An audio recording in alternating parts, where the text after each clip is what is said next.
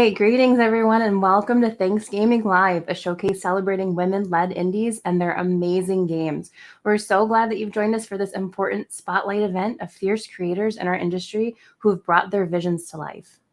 We are thrilled to highlight women, femme-identifying, and non-binary game developers and streamers in this showcase where we'll dive deeper into the creations, worlds, and amazing stories that champion our positive representation within games industry.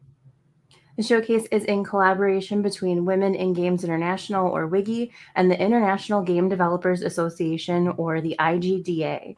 We've worked together to create this inclusive and empowering space for you all, and we can't wait to showcase the games that we've selected. As your fantastic hosts, we wanted to quickly introduce ourselves and our respective organizations before diving into the first segment.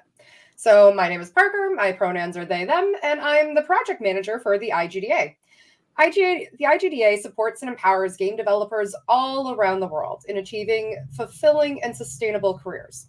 We do so by fostering professional growth and industry advancement through networking, mentorship, resources, advocacy, and community. I also happen to be a game designer for tabletop RPGs and a streamer on Twitch where I'll do anything from TTRPG actual plays, crafting, baking, or playing a good old fashioned dating sim, which is my personal favorite. So, Nice. And I'm Joni Kraut. I'm the CEO of Women in Games International. WIGI is a nonprofit organization that champions a safe, inclusive, and diverse workforce in the video game, tabletop, and esports industries. Our mission is to cultivate resources to advance economic equality and diversity in the global games industry. WIGI empowers women, femme-identifying, and all non-binary professionals through high-quality leadership training, skill-building workshops, and initiatives focused on mentorship, professional development, and normalizing diverse representation in gaming. I'm also a finance and business development consultant for gaming studios and startups. so you do it all. That's what I'm understanding here. Excellent. just a little plug there. So, are you all ready to explore a wide range of games and genres and narratives while having the opportunity to ask your burning questions to game developers and streamers? Are you looking forward to expanding your horizons as well as maybe your Steam wish list and checking out the upcoming and recently released titles that will just tug at your heartstrings? If so, we've got you covered. Heck yeah, we do. ThanksGaming Live is all about fostering a more inclusive and welcoming space for everyone, regardless of background or identity. It's about uplifting the creative vision of women, femme-identifying, and all non-binary creators, and supporting the industry's advancement toward greater diversity, equity, and inclusion. We're grateful to have you all with us on this important journey. Well, now you've got me hooked. I'm so excited. So, Joni, tell me, what games are we showcasing today?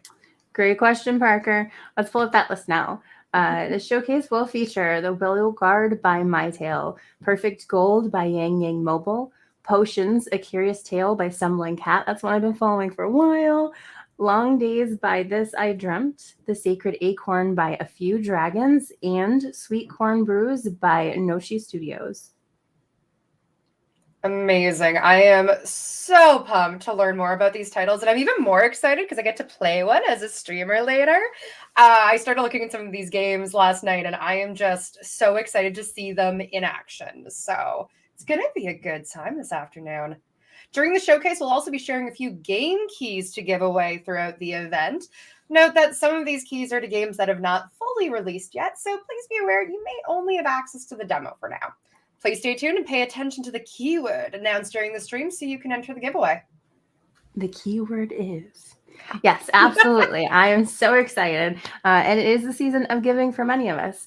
We'll also be hosting a live panel discussion with women CEOs in the games industry to discuss what it's like running their own business and to see what advice they have for emerging content creators and game developers who wish to create their own game-centric companies.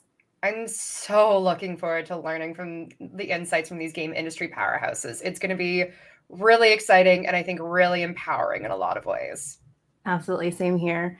Now, before we get into the first showcase, we'd like to give a special shout out to our sponsors who helped make this event possible. Really thank you. Brass Lion Games, River, and Midboss. Thank you so much for supporting the showcase and empowering women, femme-identifying, and non-binary creators.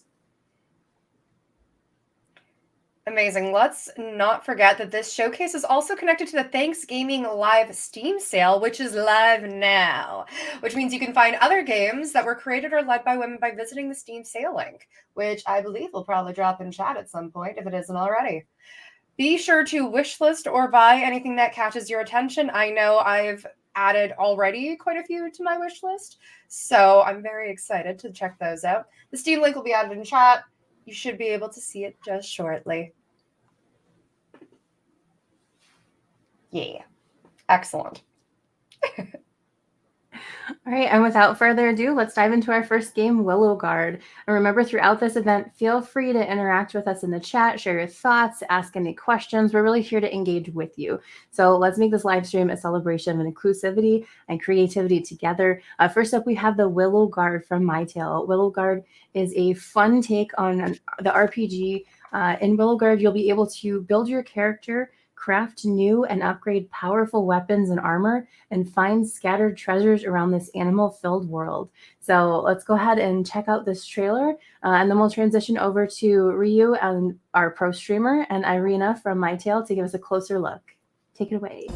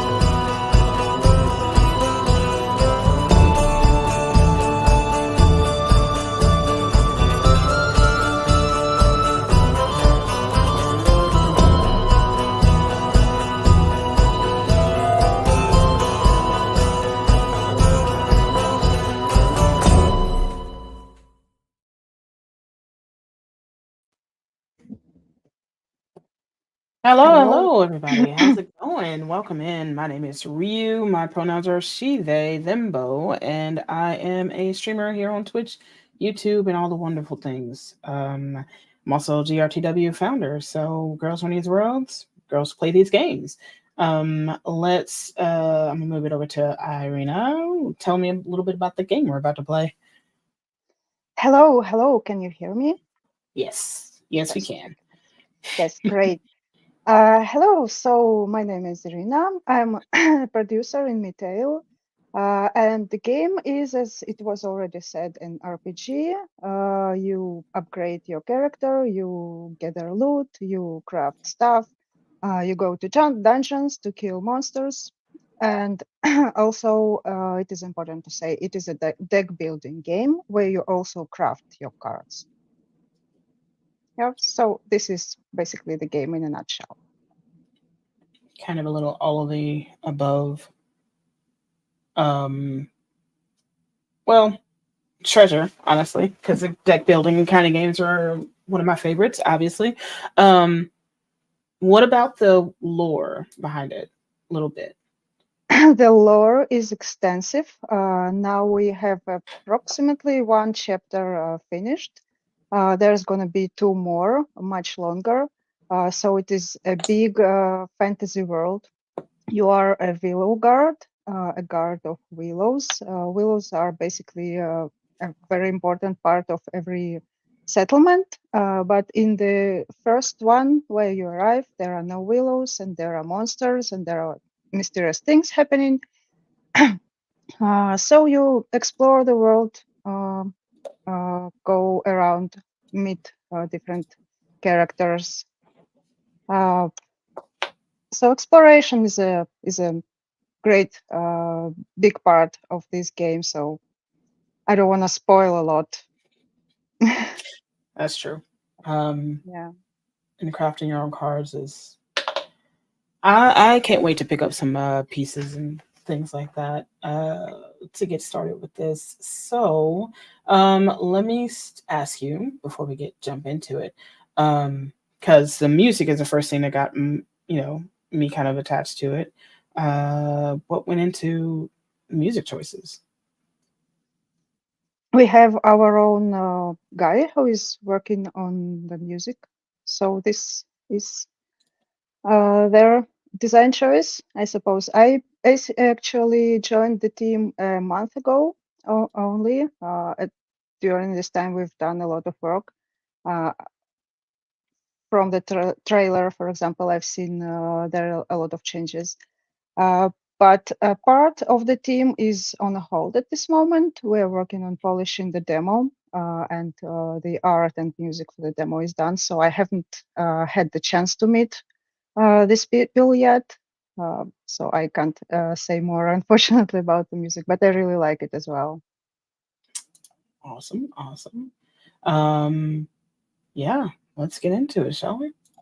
Yeah, let's go. Me move my shenanigans over. All right. Boop, boop.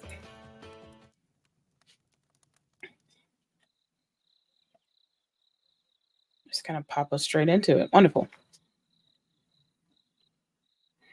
The moon is bright, ground moist and rich under your paws. You sniff and scratch at the mulch, looking for earthworms. Something moves. You freeze and you look up. There's something by the rock, a shape. The wind changes, but you smell nothing on it. Do you want to do this voice? Oh, my little one, how beautiful you could have been.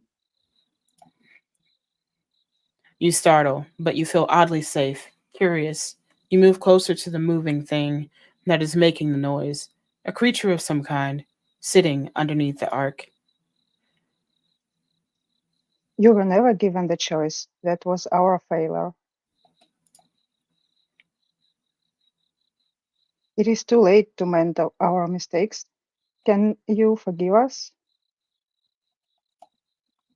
She reaches out for you, but you do not feel threatened. She is the strangest creature you have ever seen. Her skin smells of aspen and magic. Come to me. Find me here in this glade before it is too late. She touches your fur, and you awake. You are in your camp near the village of Woikas.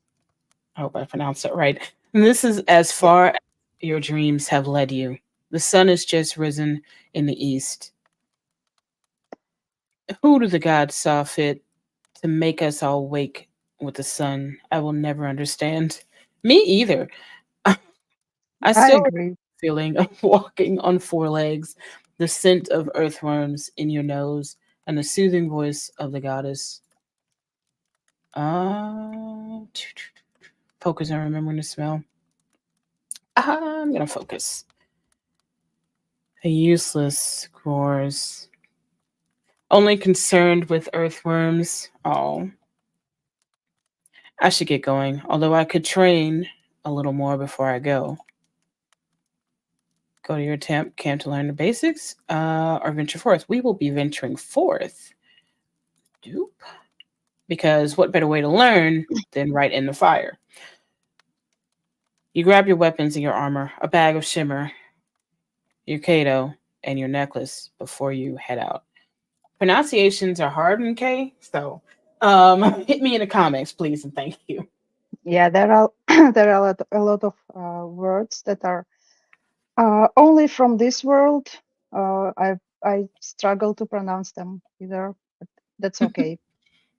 I feel like that kind of goes with any fantasy world building. There's impossible to make words that don't have you question, how did I pronounce that? And should it be the other way around? I don't know. Yeah, totally. Impossible Some not even to. have their own languages. Okay, so find the source of the monster attacks in Wycos. Go to the roadhouse. Go roadhouse? There we go.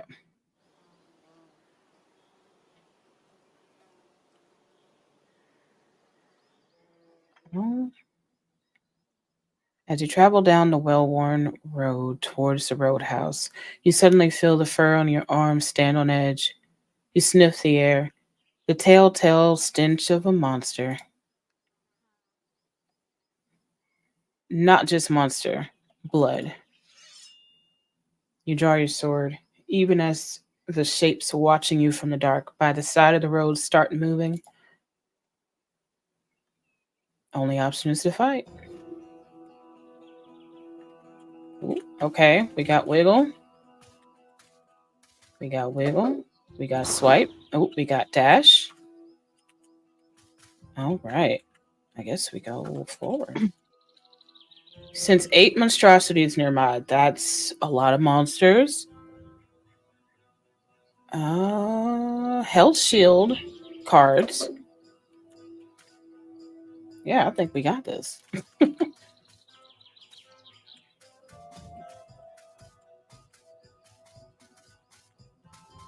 Oh, no, wait, hold on now. Nope, gotta loot first. How do we loot? There is F prompt, F button. F. Look at that.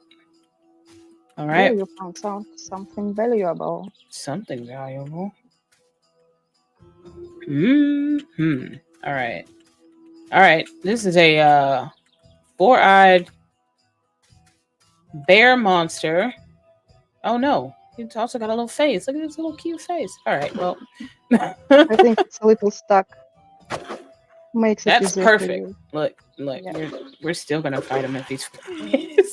Yeah. Oh, beware! Beware! Oh, that's bad. Oh. How do you? There's no stop, drop, and roll.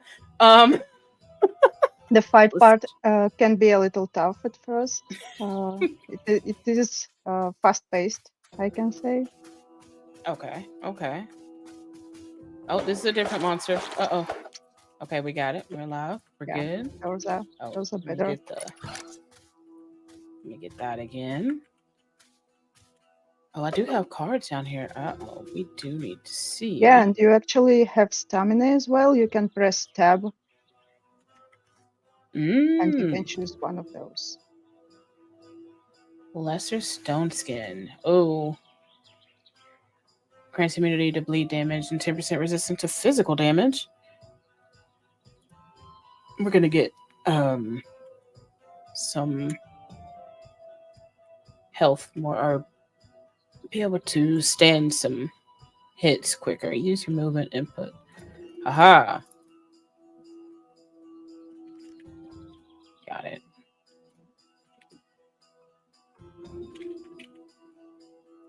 Put it E. Oh, okay. Hold it down to keep it there. Yeah, and there are 2 slots.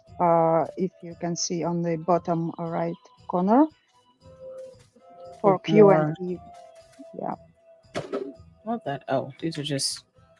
Did we get stuff out of that? No. Okay, good. Good to know. You know, you gotta hit the vases and the boxes in the game. You actually can get stuff from that, just randomly and not every time. Good to know. You get shimmer sometimes. Sometimes you can get health runes, and actually that adds stamina as well. Ooh. Nope. Not gonna get me again. You're not gonna get me again. Be careful. I died. Oh, He no. got me again. If the plan was to get to this whole demo, listen. I saved scum in this house, so I don't know if we're gonna make it. Half an hour is definitely not enough to play the whole demo. I tried to That's play it today to test the latest build. I skipped all dialogues because I have already played them, and it took me more than an hour to just play all the battles. oh man. Okay, good to know. And I didn't even finish the demo. So yeah, it's pretty extensive game already, and we are going to release it in Steam Fest in February.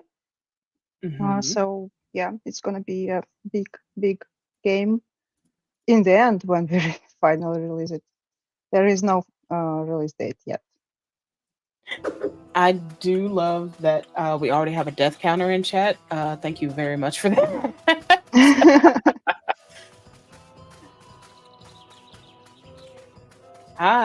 Here's what's gonna happen. I'm assuming I have to kill these little guys, huh? Yeah, you have to kill them. I gotta. Okay. All right, we're going in. I'm gonna try. Hey, buddy. Oh, oh, hit and run. Nope. Yeah, hit and run is a good strategy. Actually, I use it all the time. Listen here. Okay. Yeah. Bet. Oh. Bet. We got a monster fur. Okay. Do we get to make anything out of that? Because if we do, hold on, sir. Oh, nope. There it is. Oh no. Oh man. Yeah. Is there something that I'm missing in terms of when I'm on fire? You said space to kind of jump around and make it go away faster? Space. Depending on your settings, I think I made it die faster. Yeah, the fire is very deadly. All right. This is rough. I'm here for it. It is. The character attacks in the direction of your mouse. I think those are default settings. Okay. Maybe that will help you. Oh. Well, thanks for breaking those up for me, buddy. Oh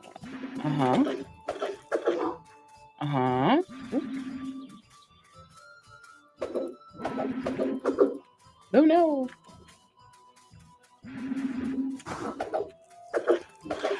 Oh, we got him. Oh, nope. Okay, we got it. We did it. Good. 7 to go. How do the developers balance difficulty with combat and a card system? Just a month ago, there were a lot of cards. Basically, every type and tier of card could be dropped in the game. So I gathered a very powerful deck, and it was pretty easy to play. So we took a lot of cards at the early stage of the game. And we constantly change different stats of enemies. For example, there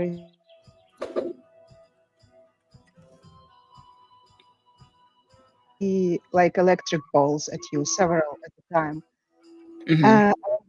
There were lots of those enemies, and they like spammed lots of those balls. It was very hard to avoid them, so we downgraded the speed of their attack. Yeah, basically this. There is a lot of testing to go. Actually, we tested it internally. We tested it with a group of external testers. Yeah, but there is still a lot to go, especially with difficulty. It is one of the most hardest parts of game design. But hard dungeons is kind of the purpose of it, actually. Being oh, did I stop it? I stopped it. We're good. Also, the cards are one and done, so you have to be very careful.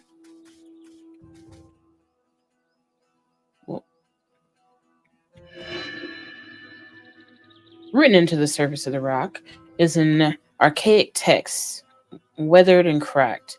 You can only barely understand it. The stone is made to record the transgressions of the banished, of against the rightful lord of, god of. Let it hereforward be known that no followers of are permitted within the walls of. At the pain of death, the obelisk pulses with power. You feel rejuvenated. Love to see it. You refill the deck using this obelisk. Listen. Oh, can we talk about it? Yeah, just one left.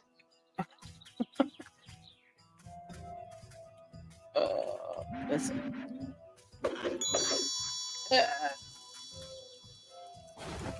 Ding. Ooh. Quoi?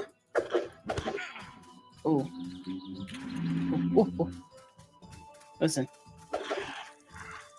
Okay. Yay. Did it. We did it. Dungeon completed. Hold down escape to exit dungeon. Oh. Well done. I know a little bit more if I can. All about. Okay, well, we know that's a trap, right? No, it's not. It's a It's healing not? room. It's a Oh. healing room. Oh. Well, I must have had an unlucky because I saw that earlier and I was like, nope, that's going to hurt me. Yeah, that's pretty cool. Let me see what else. What do these boxes got? More healing. Love to see it. All right. Look at that. We made it through our first. It took how many kills? Who was counting? How many kills did we get? That death count stopped at 2, but I think there were 4. We only died 3 times. 3 times. Okay. I feel like we might have missed one, but we're gonna call it 3. What's a great Okay. Loot obtained from dungeon, shimmer, card base, serrated blade. It makes every attack cause additional bleeding. Okay, cool. Love to see it. Are there any like notes or boosts that you wanna any secrets you're willing to part with? secrets? Well, we are an indie company and we are very transparent. There are no secrets. No secrets. Got you. No secrets. Yeah, we're going to have a marketing campaign, so we're going to tell a lot more about the game very soon. Mm-hmm.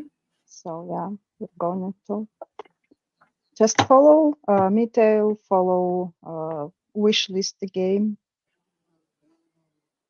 Check the links in chat that'll be dropped. I do believe that the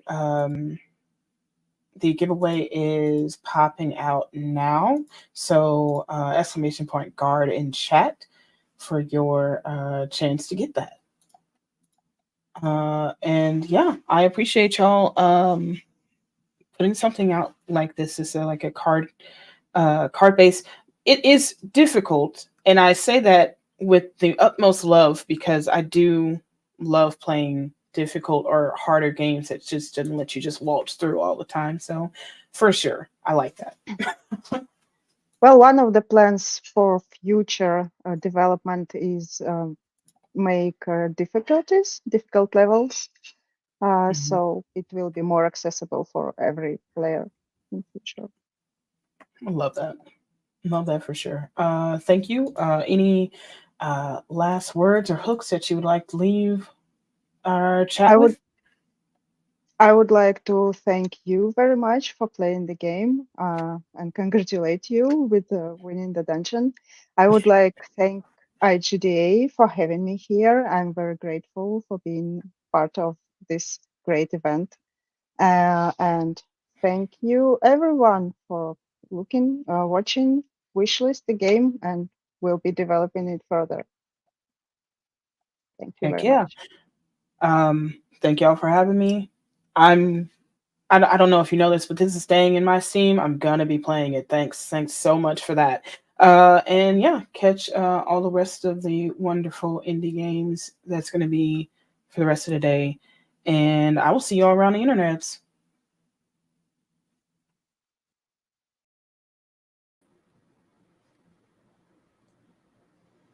Perfect. Thank you so much, Ryu and Irina. Willow Guard looks amazing. I agree that the music is on point.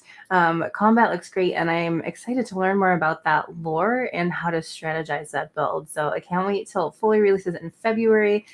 Speaking of excitement, it looks like our lucky winner of the Willow Guard raffle is Angelic Garbage. Love the name, Angelic Garbage from Twitch. Congratulations. We will be reaching out to you soon. If you don't hear back, please message us directly. But you are the winner of the code. Congratulations. If you're watching and you want to try out Willow Guard, you can wishlist this game on Steam using the link in chat. We'll be right back as we transition to the next showcase.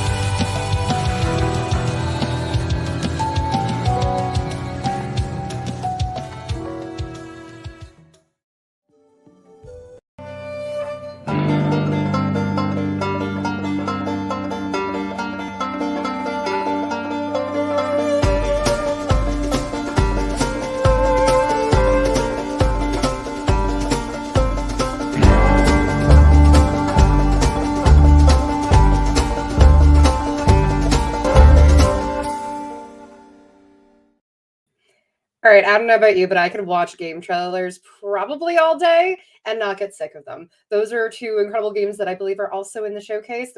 What we have in the ThanksGaming Steam sale is not everything that we're showcasing today. So go check it out. There's more games than we're just showing here.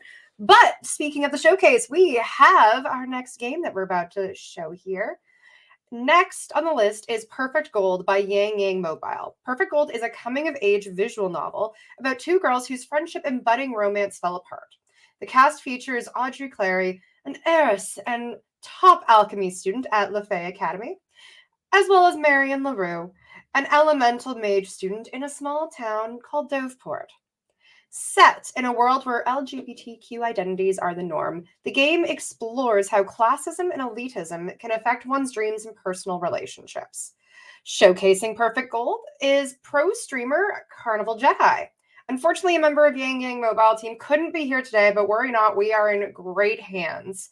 I am so excited to see this game because just even that little intro has me so intrigued. So we're going to kick it off. Let's go. Last festival, the night before, I made something for you. I even dreamt about how you'd react to it. Why didn't you show up, Audrey? Was I not good enough? Did you wake up the next day regretting that kiss?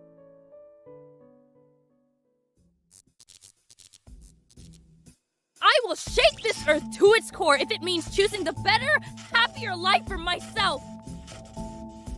Do you think you know any better about my life, LaRue? Do you think you, of all people, would understand how it's like for me?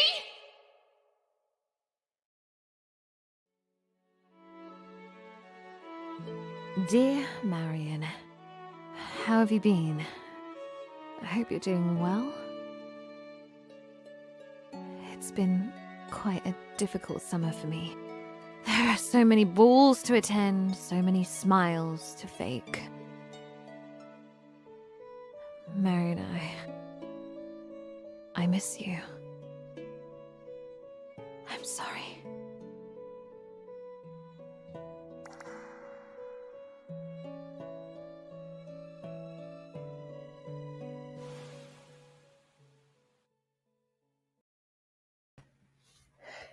Hello, everyone. I am Tosh, aka Carnival Jedi. I am program coordinator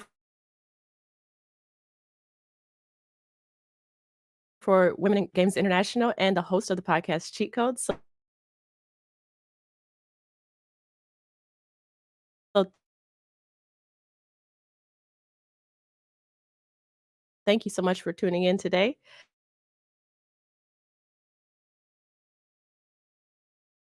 I'm so happy to see all of you. This is my first time playing this game, and I'm really excited. But you can see me.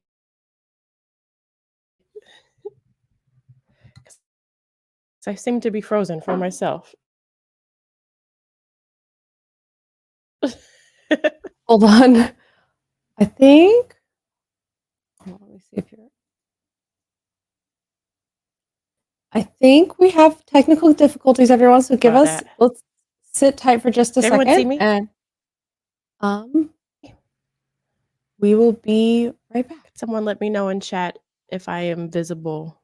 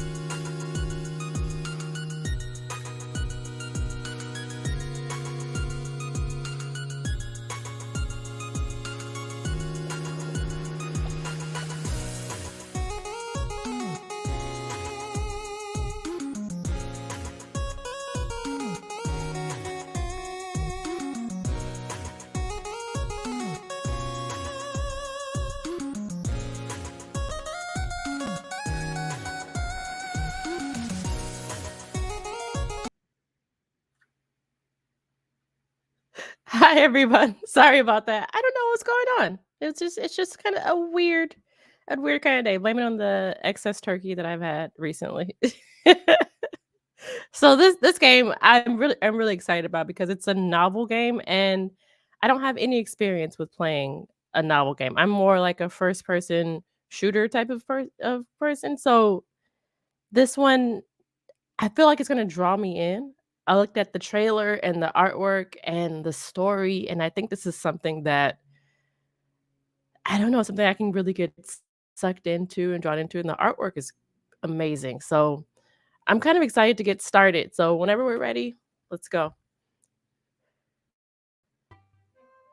So as you saw from the trailer, there's a little backstory, right? It got juicy. Two friends from different sides of the tracks. One is an heiress, the other one, her family owns a laundromat. They become friends, but they get like weird around each other because they have a crush on each other. They kiss, but then they're enemies, and I don't know what happened. So we pick up after the kiss, and they are in detention together because apparently they are not being very nice to each other, and they're put into detention, and they have to figure this out. So this is the head mistress, and she wants to pair them together.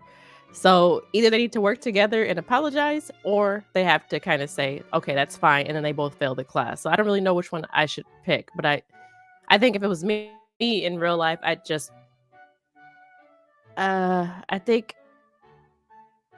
I would just accept it. I think I'd just accept it. I don't know. I should have just accepted that we were bound to fail. Just bound to fail. Oh my gosh. We would have not created the best potion for class, but at the very least, if I had stepped back and let Marion handle it, then maybe she wouldn't have burnt my book, so the Mhm. cauldron wouldn't have exploded. Well, okay. First of all, teamwork makes the dream work. I don't understand why you just can't. If you're passionate about the work, you just do the work. I'm just kidding. Everyone has beef with someone. I have a coworker. She knows who she is. Excuse me? Please let me finish talking, LaRue.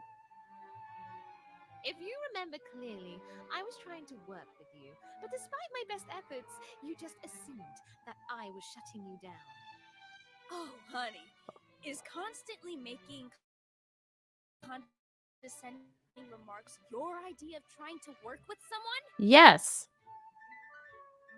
Oh, I'm sorry. I think that's a rhetorical question. I wasn't. And now you're saying we were bound to fail. Wow. Really? For a class rep, you sure are bad at listening to other people, Princess. Ooh, princess as an insult. You out? I was not attacking your character, LaRue. I was simply musing on our differences. And how I should have remembered them. Exactly. Sometimes the universe is in Gatorade and you just have to do your best. I should have just let things happen naturally instead of assuming I could fix our inherent differences. Yeah, you can't fix everyone, Fix Audrey. our inherent differences. Oh. Wow. You are so full of it, Miss Clary. Oh. Keep your apology. Sure, blame it on the Mars hour or whatever. Blame it on everything and everyone but yourself, because you're so perfect. Isn't that right, Princess? Wow. Professor, I'm sorry. I can't do This is getting contentious. Professor? Oh.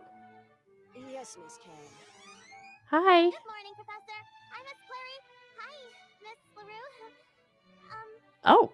The night shift club kind of had an accident, and Lisa, Miss Peralta was sent to the infirmary, so Nurse Cheryl asked me to pass this report to you, Professor. Thank you, Miss Kang. Please wait for me outside. Okay, Professor. Bye, Miss Clary. Bye, Miss LaRue. See you later, Miss Clary. Wait a minute. What's going on with Irene now? You look at her face. Look at her. She's very much okay. All right. So I'm into it. I admit it. I'm into it. Yes. See you later. Awesome. You're gonna love the sun cakes. Don't count on it, Miss Kang. Miss Clary and Miss LaRue will be spending the entire day in detention. Does she have a cane? What? Huh? Oh, but Oh. that's... I'm sorry to hear that. I'm sorry to hear that too, Irene. I'll just get you one of those sun cakes later, Miss Clary. Miss Kang. Oh.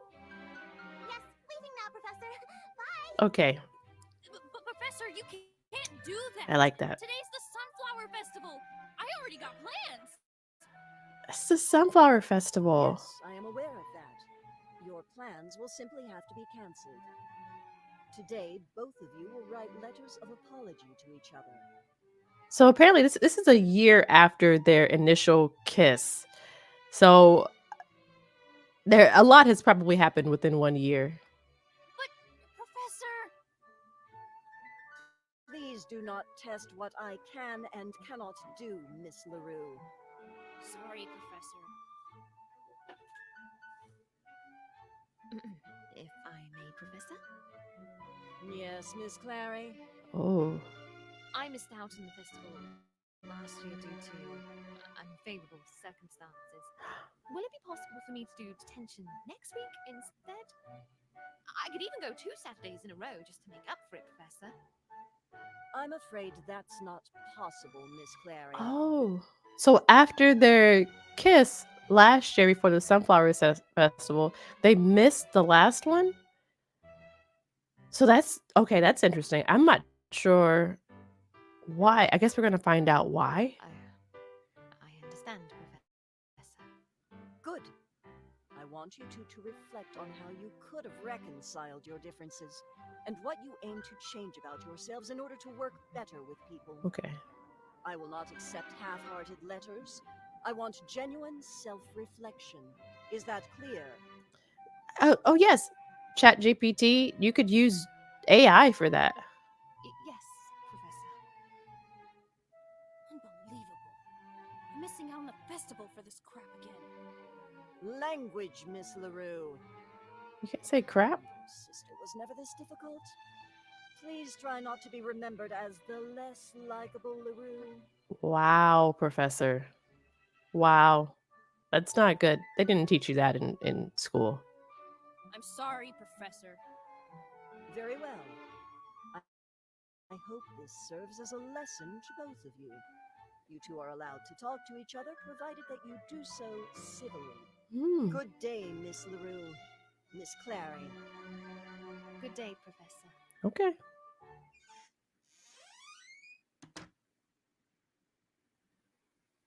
Marion. What? I'm sorry about what Professor Buford said about you and Simone. I don't think they meant it, Marion. No, they're right. I'm the difficult one. That's just how it is. Yeah, that's how it is, Marion. You're not. I don't think you're. I think you're cute. That's what she's about to Spare say. me your pity, princess. Oh. Wait, so she's saying princess is an insult or You got your apology letter to write, and I got mine. So let's just get this over with, okay? All right. It's not okay. But she's not going to listen, is she? So perhaps we should really just get this over with. I'm also this dramatic, so I support this. An offer.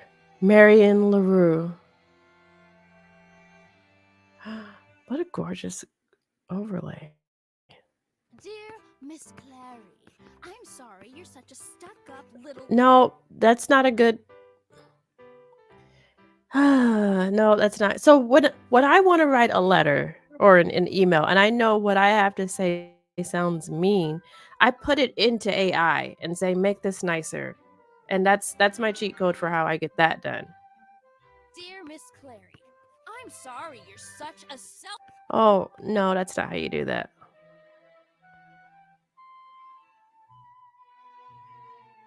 Why do you keep staring at me? Need inspiration for your writing, princess? Professor Buford said we should be civil. This isn't civil to you? Spiteful flirtation, or whatever you call what you're doing. Spiteful flirtation. Is not exactly my definition of civility, LaRue. Minutes ago, she was calling me Marion. Now it's back to LaRue again. It's much for thinking she might actually have compassion. What? Okay. Well, princess, maybe you and I just have very different definitions. Perhaps. Is that so? Then go ahead. What's your definition? Please enlighten me. I would, but I don't kiss and tell.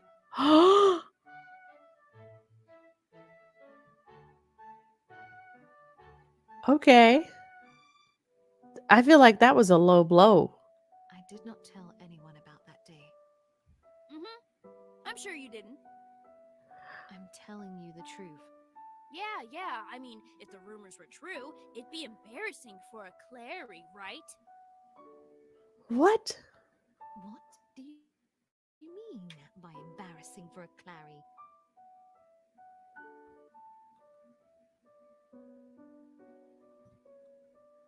What do you mean?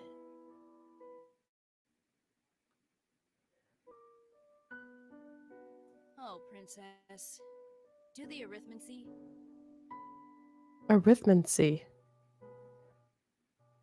Arithmancy? I'm gonna have to put that in the book. I'm a LaRue. The only other respectable LaRue is Simone, and she's, a self-made entrepreneur from humble beginnings. Still need me to spell it out for you?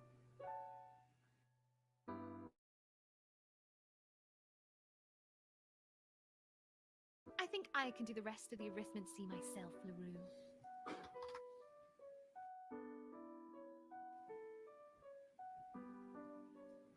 They said arithmancy twice.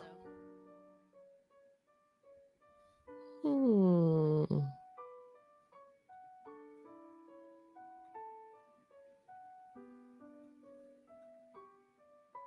So anyway, I'm gonna level with you here.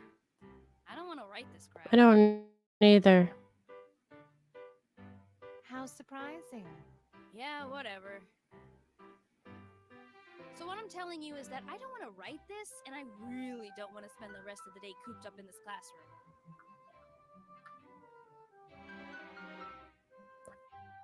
Oh, arithmancy is a branch of magic involving the study of magical properties of numbers. Thank you. Okay.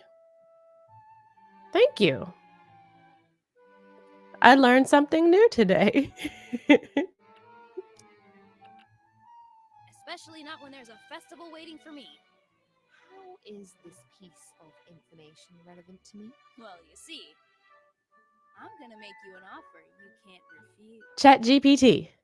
No. Okay. Let's do this. Very well. Come on, Marion. She had to say my name like that after an entire. Okay, so here's the thing. I wanna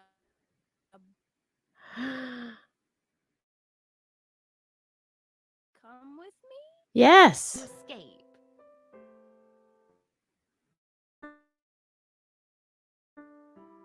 Yep. Please. Well, I'm not planning on spending the entire day with you. But if I leave you here, you'll probably get bitter about staying behind and doing the good girl thing. So I might as well come with me. Sure, Marion. Sure. That's not very sound. Not a very sound argument, my foot. I stated facts. So inviting me just because you're afraid I'll squeal is a sound argument? Yes, it is a sound argument. This year. Besides, we don't have to stick together. You can go hang out with, I don't know, Irene or whoever. Uh-oh.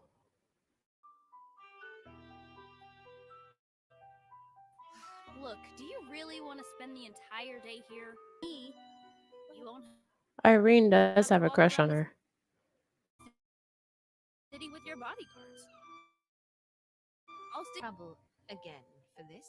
You can talk us out of it, I suppose. The risks of escape.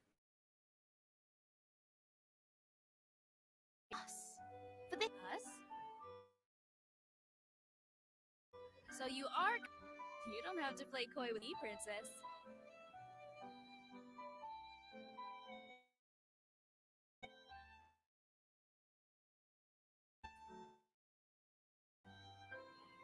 Oh no.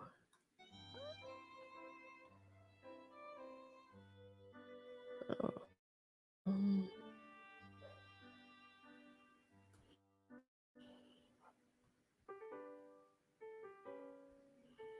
No, I'm still freezing. Am I still freezing?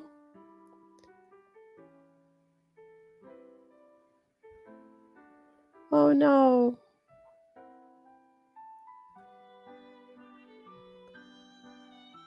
That was hypothetical, Naru.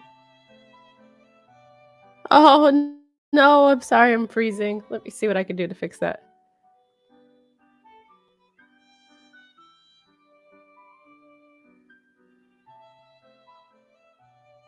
Hmm.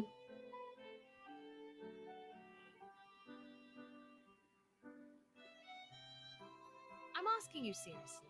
Do you really want to risk expulsion for a day trip with someone?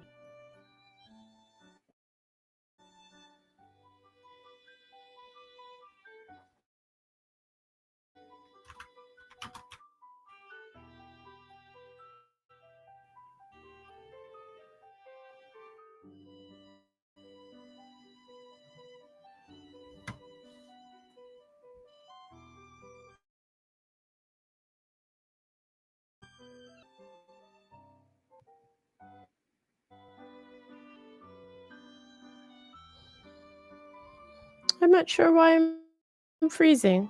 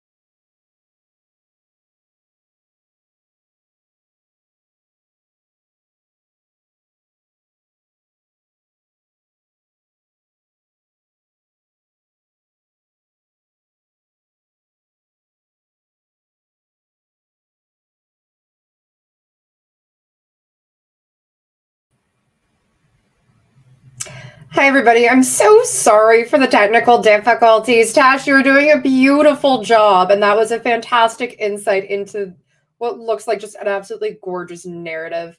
So thank you for bearing with us with the technical difficulties. Fingers crossed, no more today, but it happens.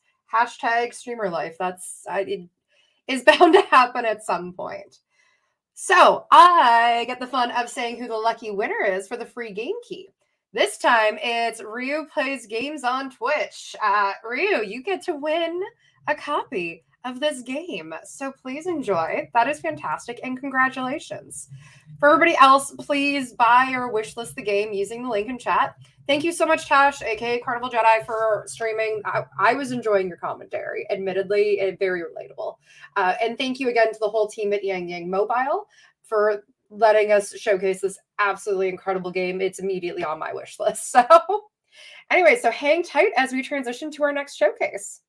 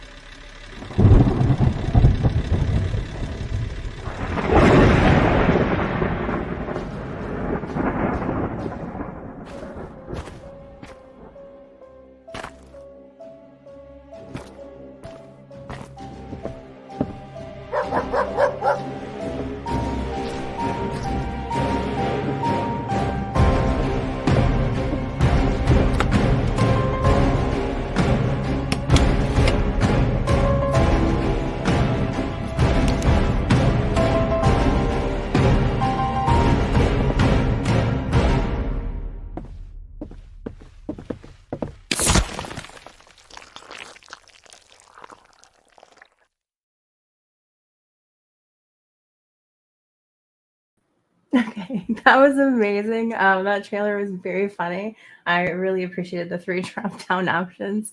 I am so excited for this next game. I heard we are all pulling out our witches' hats. So let's get started. Up next is Potions, A Curious Tale by Stumbling Cat. In Potions, A Curious Tale, you play as Luna, a young witch who overcomes obstacles with the potions she brews as she gathers items from enchanted lands and conquers devious puzzles on her quest. In the witchy world of potions, you encounter fairy tale and folklore characters as you guide Luna on her quest to become a potions master. Join Luna and her sharp-tongued familiar as she learns important coming-of-age cutting-edge lessons. Showcasing potions today is our very own Parker, IGDA project manager and streamer who will be playing alongside Renee Gittins, CEO of Stumbling Cat. So Parker and Renee, it's all you. Come close, my dear, and listen well to this, the curious tale I tell. If you conquer tasks momentous, you'll be more than mere apprentice. Traverse hills and frozen glaciers, over pathways fraught with dangers. Journey far in search of splendors, curios, and other treasures. You'll gather toadstools, bits of newt, berries, thyme, and zacum fruit. Some salamanders and their ilk. Bright scales of dragons, spider silk.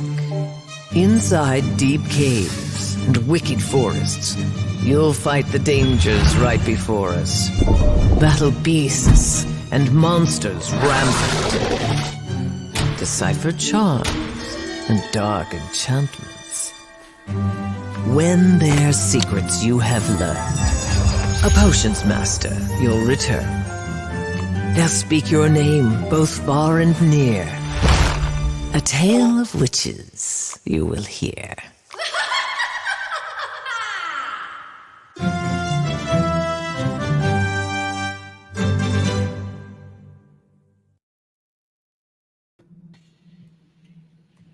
Hello. Hi. How are Oh my you? goodness. You know, the sad thing is I lost my witch hat. I cannot no, are find you it. Everybody serious? else has it. Yeah. I was saying earlier before the stream because I pulled it to the side so I'd have it right beside me so I didn't have to worry. But I was like, I have 3 of these. That's the best part. Nice. Yes. So I'm so excited to play this. I mean, I've had the pleasure of like play testing an earlier version, but I'm very excited to go through the demo because I haven't yet. So There's been some exciting updates recently. So. Oh, that's so good. That's so good. All right. I'm just going to get into it. I've got it on like the main screen. So we're going to dive in. And I'm sorry. I long since promised Renee that I would eventually work on a Luna costume and I haven't yet. One of these days I will. So, oh, come on. There we go. It's taken a second. Like, look at her. She's so cute. I love her. She is adorable. What was your inspiration for Luna? Like, where did she come from? Because she's the protagonist through this whole thing. Yeah. I mean, it's a coming of age story that reflects on some of the struggles I had at 12, middle school age, trying to figure out yourself, dealing with other people being oddly mean and you're not sure why. Dealing with like authority, especially when authority is not correct. And these are sort of the struggles that she has to overcome as well. I love. Now, were you responsible for her overall aesthetic, or was that somebody that you brought on to like, I don't know, what was the inspiration? Yeah, so definitely wanted her to be a young witch. In terms of her looks and style, I did like having something sort of moon themed. It's feminine and strong still. But we actually made probably about 40 different concepts before we decided on this one. And oh my God, really? Yeah, and even this one took a few iterations to get right. Oh, that's wild. I forgot about the Kraken. Right from the get-go, this guy. Yep. You get thrown into a boss fight within the first 45 seconds of the game. Literally. Also, I don't know if it... I was going to say, I think it sets the tone well. It does. It does. Like, also, Sinbad kills me. Sinbad's very popular now with his dialogue art. That's so entertaining. Oh, yeah. Oh, I want the weapon. I forget that I don't. You start doing things, yes. That's definitely not. Oh, yeah, I wanted to actually do that. We're fine. I played the demo. I've played this before. I swear I sort of remember. Yeah, and so this is an interesting boss fight because you don't have any weapons. Like, you have to use the environment to strategize. And I am remembering this now. Come on, buddy. Get me. Come on. Oh, no, I think I need it over more. Yeah! Don't go into the fire myself. Come on. I'm vaguely remembering this. There you go. Yay! I'm Oh my rewarded with more images of Sinbad. Which is, you know, a great reward. I have zero complaints about this whatsoever. Oh my goodness. So how has it been making the adjustments and stuff like that? Is there any ones that you're excited about that from the playtest? Yeah, so I think actually the most interesting new feature that has been added is a bestiary. Oh, smart. Yeah, so now you get to have and record hints about how you gather unique ingredients. Because as you know, you can't get all ingredients by just killing things. There's like a puzzle aspect to it. There very much is. Yeah. No, that's cool. Okay, that's also handy too, because I think at one point I remember being like, where do I go? How do I find these things? So being able to like have those notes to be able to help remember is good. This ship gets wrecked. Yeah, I mean, it was attacked by a kraken. I mean, yes, so... But there's part of me that feels mildly responsible for it. You saved the ship. I saved the people and most of the ship. Like, 70% of it. I mean, Sinbad just sort of hangs out in the bar while his ship gets repaired, so I think he's okay. So he's winning too. Okay. Yeah. Oh my goodness. What do you mean all your other boats have sunk? So yeah, okay, I guess I'm doing really good by comparison. Yeah, so this is the fun thing about bringing in fairy tale and folklore characters is you can refer to their past trials and tribulations. And Sinbad, while being a extremely successful merchant, pretty much always loses his ship in every single adventure. And that is something that I noticed when I was playing the playtest, is there's a lot of inspiration that you've pulled from different like fairy tales and folklore. Is there anyone in particular that you were excited to pull from? One of the stories I was most excited to pull from was Journey to the West. Because Journey to the West is referred to semi-frequently in media that is popular, even in the Western world, but the actual story people aren't very familiar with. So like Dragon Ball Z has a lot of Journey to the West characteristics and characters, but it doesn't tell you anything about the actual Journey to the West story. No. So it was really cool to be able to bring in those characters and provide more context so people like know who Sun Wukong is instead of just, you know, the Monkey King.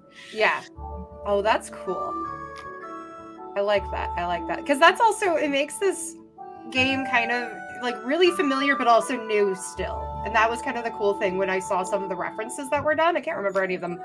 No, there's like a Baba Yaga. There's Baba Yaga. Yeah, she's one of the main characters you interact with. Lots of strong women characters in this game. So which I love. I remember you've got heart. Sorry, it's the dating sim person in me that goes towards anybody with hearts. So there's many quests in town, and Mary actually doesn't necessarily give you quests. She just gives you rewards because she kind of has a crush on you. I love it. I'm here for it. Also, Mary Muffet. So like, is that Miss Mary, like the spider? It is both Mary Had a Little Lamb and Little Miss Muffet combined into one character.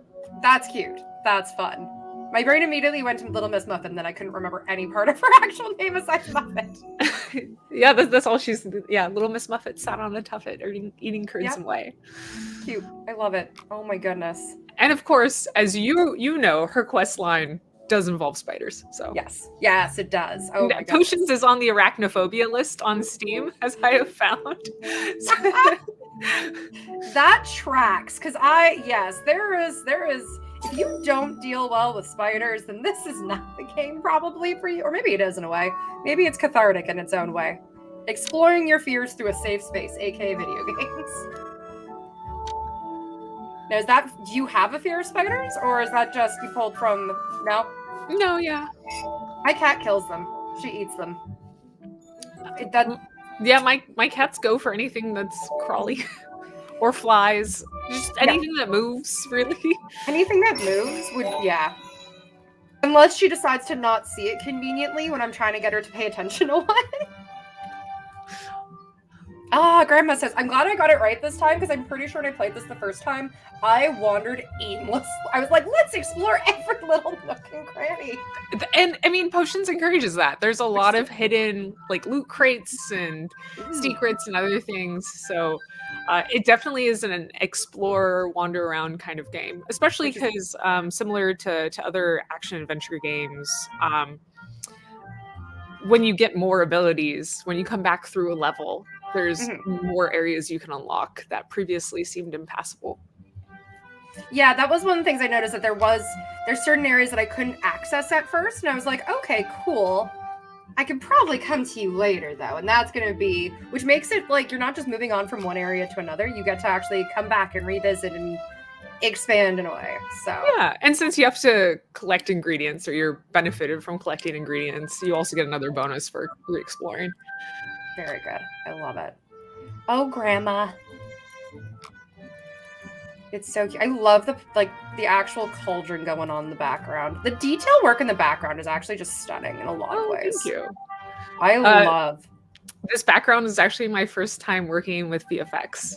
Really? So, yeah. So like the bubbles and the fire, the dust motes and the fire. Those were my first. Oh yeah, the little glowing dust motes. But I loved, the detail is it's really pretty. As I start just staring at it and not playing the game. Which feels par for the course for me, so. You're allowed to appreciate. Yes, good. Oh man.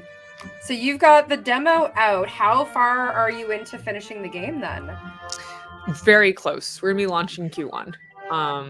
So yeah, the That's game gonna feel so good. The game is technically complete. Like the full storyline is in there. You can go through the final dungeon. But it's just polish.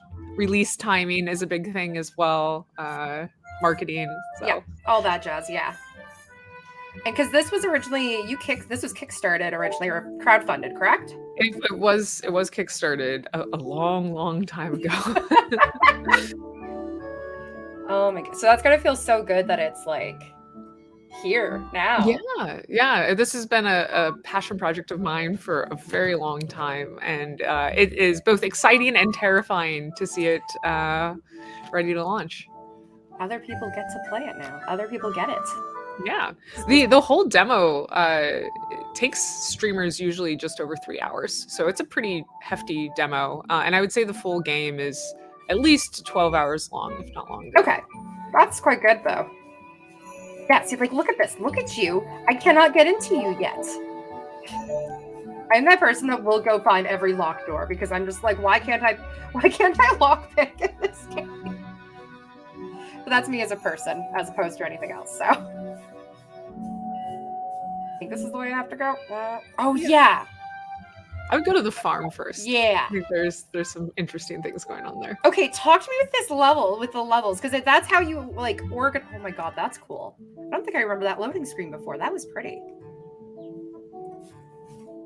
All right, as I like. Look at him! He's a little soot sprite. I know you hadn't seen them before, so I thought you'd enjoy. I love him. Heather! Buddy, come back! I feel like I don't know. I gotta hello. Can I kidnap you? No. Oh, I have to attack you. I don't have. No. Look at the icon. When you mouse over him. Oh, okay. Oh, perfect. Excellent. Oh, that's how you get Ash this time. Oh my Renewable resources. I love chase the resources. That's how this is. Yeah, so you see that in the bottom right there of the bar, you have a notification now. Oh,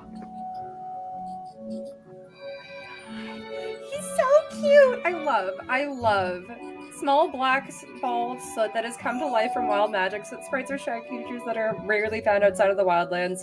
As they avoid populated areas, they turn back into ash when their magic runs out. I love turns into ash when you packed up. Okay, yeah, no. Okay, so this is the bestiary that you were saying, which is so. New Soot could have a sweet tooth. I love him so much. Okay, that has brought me so much joy. Nope, I don't want to deal with you, rat. I remember you from last time. You are. But there's a bonfire there. There is a bonfire there. Rat. Okay, I'm just gonna avoid. Friend! Wait, the egg thingies do something too, don't they? They do. Go away, sir. No, go away. Run around the Very fire. slow. Run around the fire. Yeah. Thank you. I think I had explosives the last time. Yeah. So again, it's another creature you encounter before you necessarily have a solution, but you can find solutions in your environment. I like it. I love that ability to do, like, you have to use the environment. It certainly helps, yeah. He's so cute, just bouncing around. Okay, I got more details on the rat now. New, drops animal parts when killed. Amazing. So funny. Yeah, I remember vaguely creating, I think, like an explosive or fireball potion, and getting to yeet that at a creature is far more fun than it should be. And for the mushrooms, you can find them in the deep dark forest. Yes. But feel free to keep exploring. There's Go a ahead. over here. More soot sprites. I know they're your favorite. Baby, come here. The soot sprite is also the only character in animation that I made in the game because it is two sprites. It is blinking and not blinking, and that's it. I love that. Oh my goodness. That is so good. Hello, sir. Oh, yeah, no, the bowl over there is a problem. I'm aware. Maybe it's your red shirt. I thought they were... Oh. I cannot cross this. See, yeah, this is another example of thing I cannot do yet, however. So a lot of this is like puzzles and stuff like that. What made you want to go in that direction? I enjoy a lot of games that integrate puzzles into the experience. Obviously, since combat's not always the answer, you have to come up with creative alternative solutions. And since a lot of the interactions with creatures were puzzly, it felt appropriate to have, puzzles in the world as well. I actually really enjoyed Harry Potter and the Chamber of Secrets on PC. All of the Harry Potter and Chamber of Secrets games were made by different studios for different platforms. So that's why I'm specifying PC. It did a really good job of sort of integrating use of spells in solving puzzles, as well as, engaging in combat with characters in dungeons and such. And I really love that game design, and I wanted to bring some of those elements that I enjoyed so much into Potions. That's really cool. Was there any other games that you had that inspiration from? Reciteer was a big one. You probably don't see a ton of reflection of Reciteer anymore, just because I decided to not go with a full shop management capitalism approach. Fair, valid. And then, of course, I actually didn't start playing Zelda games until after I had started Potions development, but there are a lot of puzzles and in-world interactions that I found inspiration from in Zelda, particularly A Link Between Worlds. Another locked area. Anyways, feel the need to point them out. I don't know why. That's okay. You're more than welcome to. I also really like being able to use space to gather the materials nearby. That's really helpful. What are you? Looks this could shatter easily. Yeah, probably good. Fascinating. And I love seeing people explore and get excited about things. Since the beta is out now, it means that a lot more streamers have been playing. So yes. I can come spy on their streams, and it's really fun seeing how different people interact and what different people prioritize. Some people, as soon as they unlock crafting, everything I'm doing is trying to craft new potions, whereas others are more about exploring and collecting. Pretty much. I don't know why I'm I'm like, ooh, get this. I'm a hoarder, apparently. No, that's what I've learned. In a crafting game, hoarding is a benefit. Yeah. I'm aware I've collected all my ingredients, however. That's fine.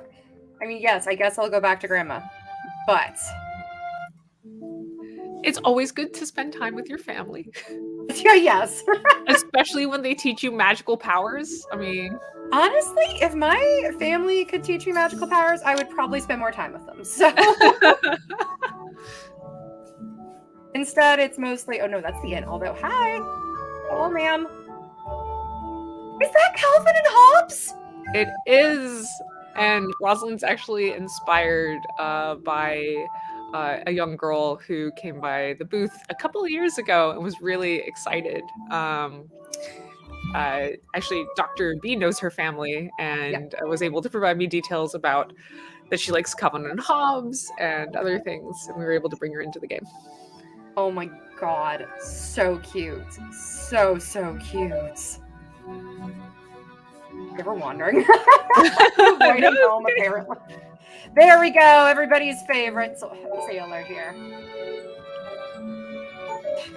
Excellent. Hi, sir. Innkeeper Corey. What else is here? Anybody? Anybody? Nope, there's just somebody's got to bust the tables. Corey's a little overworked. Sinbad's keeping him going. Sinbad's keeping him occupied. That's fair. I didn't actually, I just kind of beelined it for Grandma's house before, and I'm just kind of like, yeah, see, as soon as we can smash this. Oh! So is there blacksmithing then as well? There is a blacksmith in town. Okay. Fascinating. Intriguing. Oh, you are the I had to go here. Huntsman. Okay. I mean, that explains all of this. Yeah, the racks. Yep. Hi, who are you? You are fancily dressed. I love it. I love a David Bowie reference. This is a Kickstarter backer requested character. I'm actually so in love with the aesthetic design of their outfit. It is beautiful. Yeah, and we worked on making sure that the outfit felt very Ziggy Stardust, but also was appropriate for the setting of potions as well. So, is there any other fun Easter eggs hidden in here? Yes. There's actually a lot more. There's now recruitable characters in the world as well. So as you explore deeper, you'll be saving people from perils, and they'll come join your town, and then you can engage with them, and they'll give you mini quests. Oh, that's so cool. So you can kind of build up the town then that way. Yep. Yeah. It gets pretty populated, actually. Hard to find where people can stand populated. Yeah. Oh, geez. Oh, my goodness. Ah, yes, crafting. Excellent. So how did you come up with the crafting system here? Because it focuses on the elements primarily, right? Yeah, so I came up with an initial crafting system before I actually created the rest of the game. But the crafting system itself has undergone multiple iterations to balance between the excitement of crafting for exploration. You can craft recipes that you don't know. You could just combine things together and get stuff out. And figuring out a way to set up the crafting system where you're more likely to succeed than fail took a few iterations. Okay. So that's why we switched to doing the element-based, because elemental combinations allow you to make more successful combinations than other things. No, that makes sense. And also means that if you have different, you can categorize the ingredients into things too. So it's not like you're dealing with a lot of very specific combinations in that way either. Exactly. And it's not on the build yet, but the latest build that has not been pushed has an elemental organized recipe book as well. So when you have over 100 different potions you can make going page by page, it's a little slow. So now they're organized by elements. Wait, I'm sorry. How many potions are in this game? There's 114 currently. I feel like I've seen 5. So you just start throwing ingredients together, you'll come up with a lot of different potions. Apparently. Yeah. I love that. Oh my god.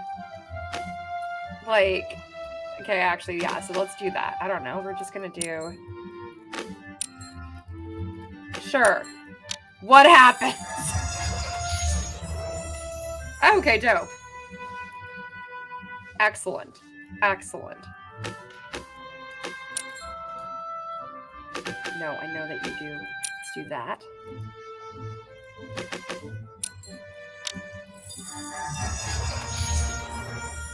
Ooh. Oh, that's handy. Yeah. I'm squishy. That is real handy. And then if you lean into one element more than the others, you'll get more like elemental based potions.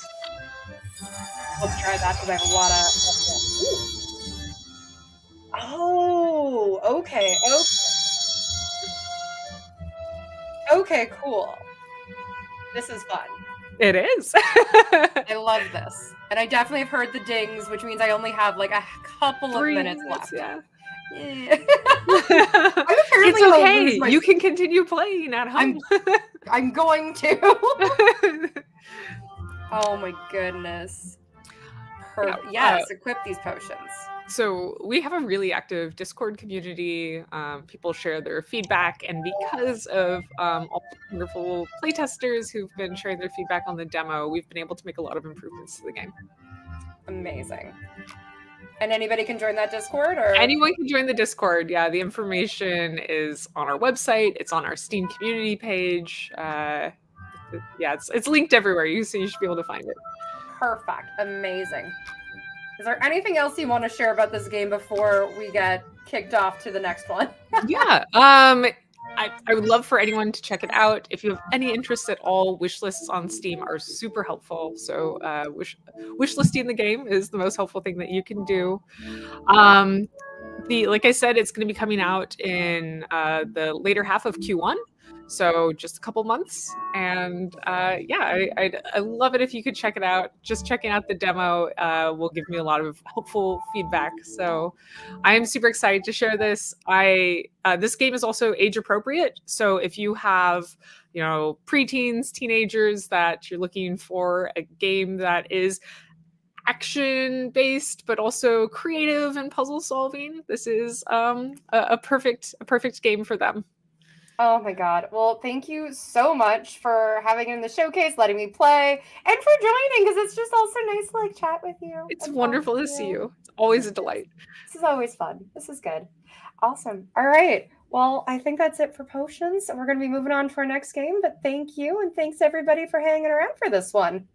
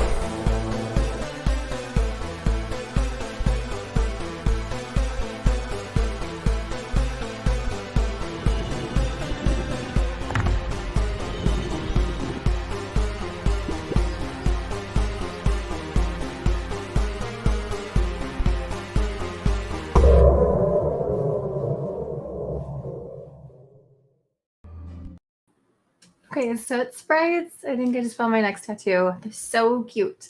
This game is so good. I personally just love the idea of being a magical witch, and this game makes me so happy. It's also really empowering to be this cute purple-haired girl who also leads her own adventures, takes on bosses, and moves through this world on her own.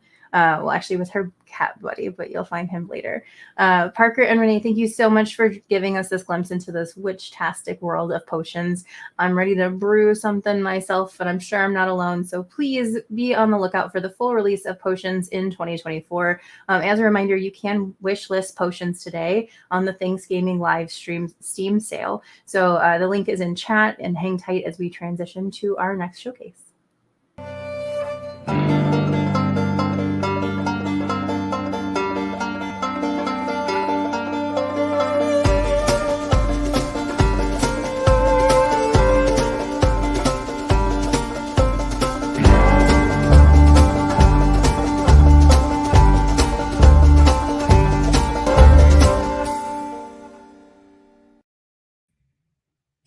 All right, so next up, we are showcasing Long Gone Days, which features a rich story about language barriers and empathy during times of war.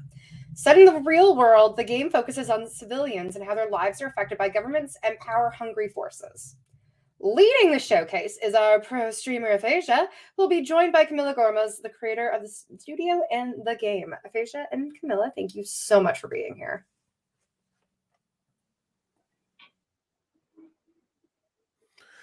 Hello, everybody. Hi. Hello. Welcome on in, everyone, to Thanksgiving, the indie game showcase. My name is Aphasia Speaks. I am a Black genderqueer drag artist out of drag today because it is the holidays and I am not trying to get into drag this early in the morning. I am joined by one of the developers here, Camilla. Hello, Camilla. If you want to introduce yourself to everybody. Hi, well, I'm Camila Gormaz. I'm the original creator, artist, and co-writer of London Days, as well as the co-founder of our studio, This I Dreamt. Thank you so much. Fantastic. And I'm so excited. I got to pop in the game a little bit a few days ago and check it out. It is gorgeous and I cannot wait to dive in here and talk to you more about it. But before we do that, we have a trailer to show everyone. So let's kick it over to that and we'll be right back.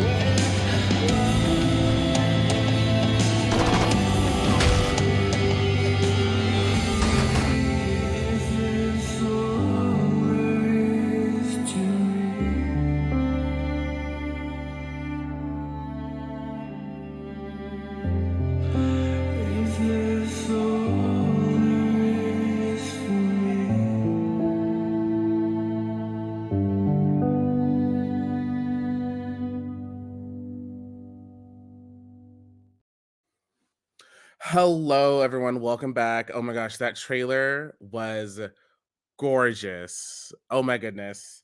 I cannot wait to actually dive in here. I'm not sure if you guys hear the sound coming from my game on my screen. I maybe have some technical difficulties, but you know what? That's the life of live streaming. That's the life of a streamer. I'm gonna try and figure out as we go along the way, but let's just jump into it, shall we? Okay, so let's start a new game. And as we go through, uh, Camilla, I would love to get like your insight and what was going on during the development process, like what you guys were really want to accomplish and accomplish with the game. So if you want to go ahead and like kind of like describe to the audience like what we can kind of expect without giving too much away. Sure. Well, London Days is a really personal project for me because it's a story I started writing when I was about 12 years old. It was really different from what you see today, but it's because at that age I discovered RPG Maker. So to make a game, I needed to write a story.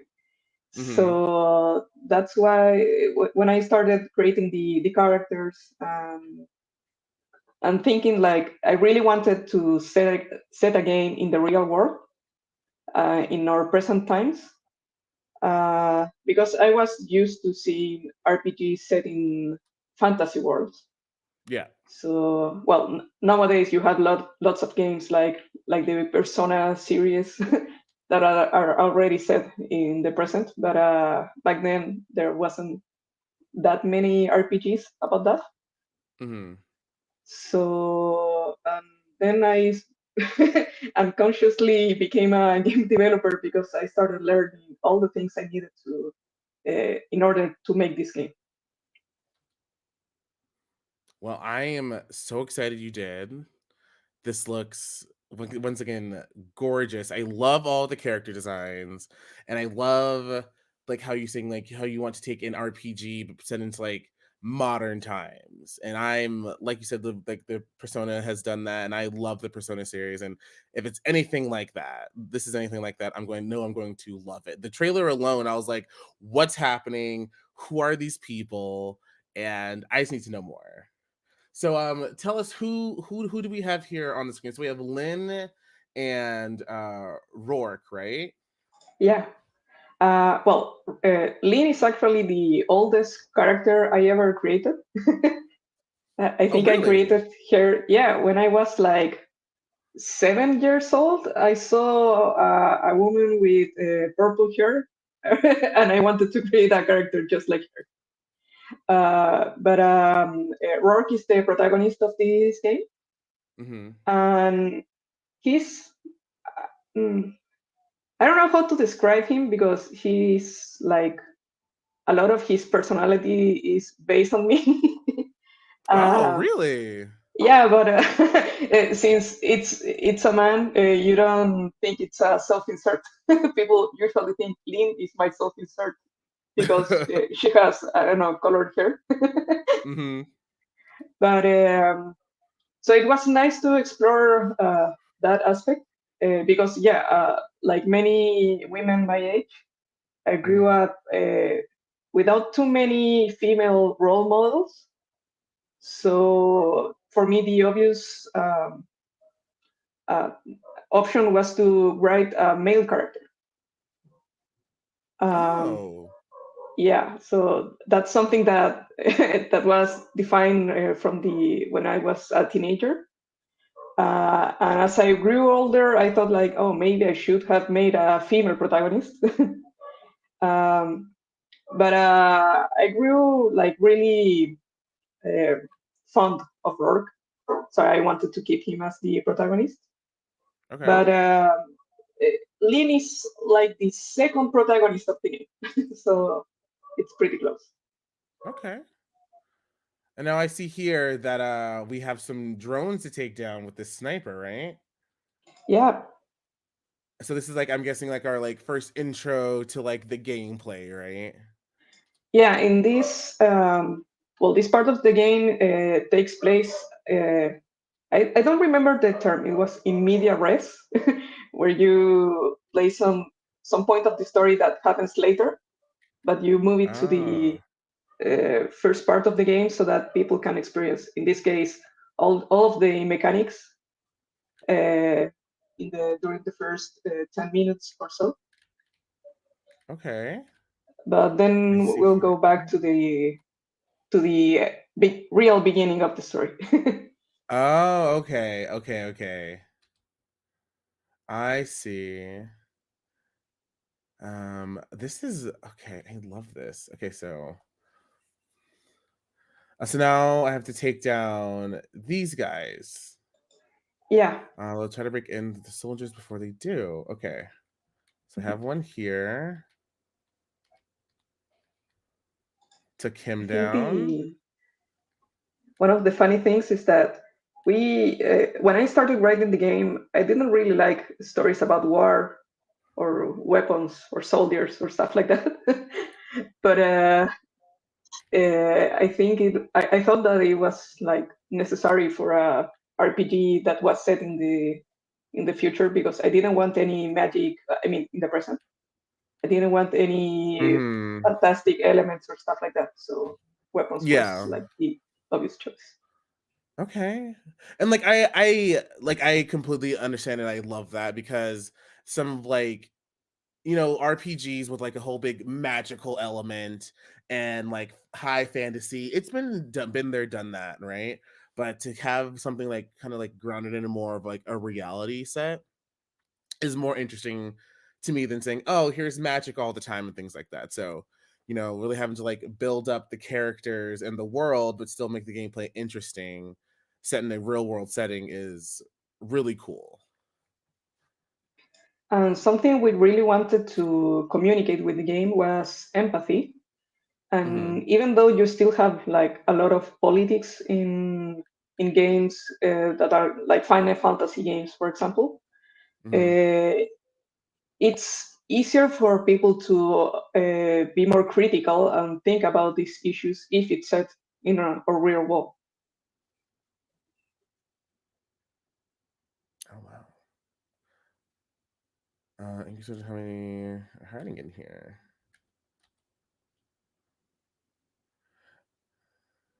Oh, and so they're speaking a language that we don't know yet. Okay. Oh yeah, that's one of the key elements of this game, is that language barriers play an important role. So you need to join forces with interpreters for each country you visit. Oh, that's a fun mechanic. I love that. Yeah, since nobody in our 3-person team are native English speakers. It was like it came naturally to us to display the language, the actual language the NPCs speak, because in a lot of movies or stuff like that, when the character visits another country, suddenly everyone speaks English, and we wanted players to feel like foreigners. I love that. No, I've definitely like thought that before in like games and TV shows and movies. I'm like, how do you automatically speak this language? Like, shouldn't you not know what they're saying? But all of a sudden we all know the same language. It's like, okay, that's kind of weird, but I do love that there's that language barrier. You have to overcome that in the story. That's really nice.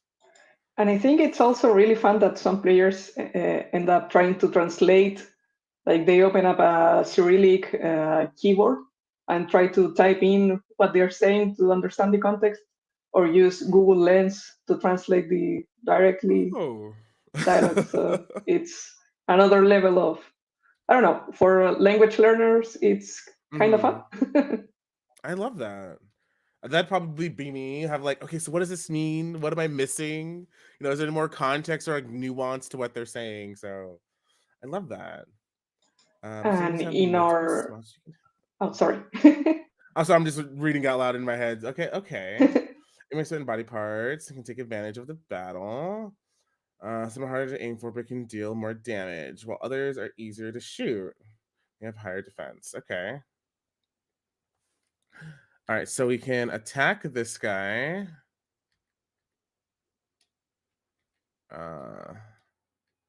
Yeah, this mechanic was inspired by sniper tactics because people usually think of headshots when they think about snipers. But there's a lot of different techniques like to reduce movement or to disarm them by shooting at their arms. Or the easiest way is to shoot them at the center of mass. So that's why that's the hardest one to miss.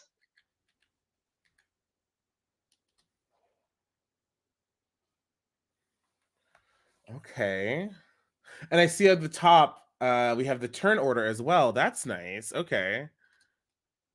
So you can really map out what you want to do. Let's just take this guy out right now. Ooh, not yet. Oh, and I evaded. Nice. She didn't, unfortunately. Okay. You can also use the skills. Oh, yeah, let's use the skills. Okay, I'll use the skills next. Skills. Oh.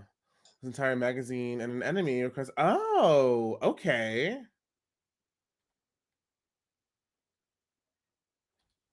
I think she's probably one of the most powerful characters in the game. Oh, wow. Even I though also she's love a like civilian. the cut-in too. That was really nice.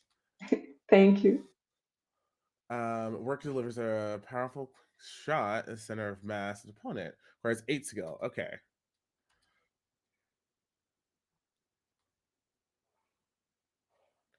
Oh, wow.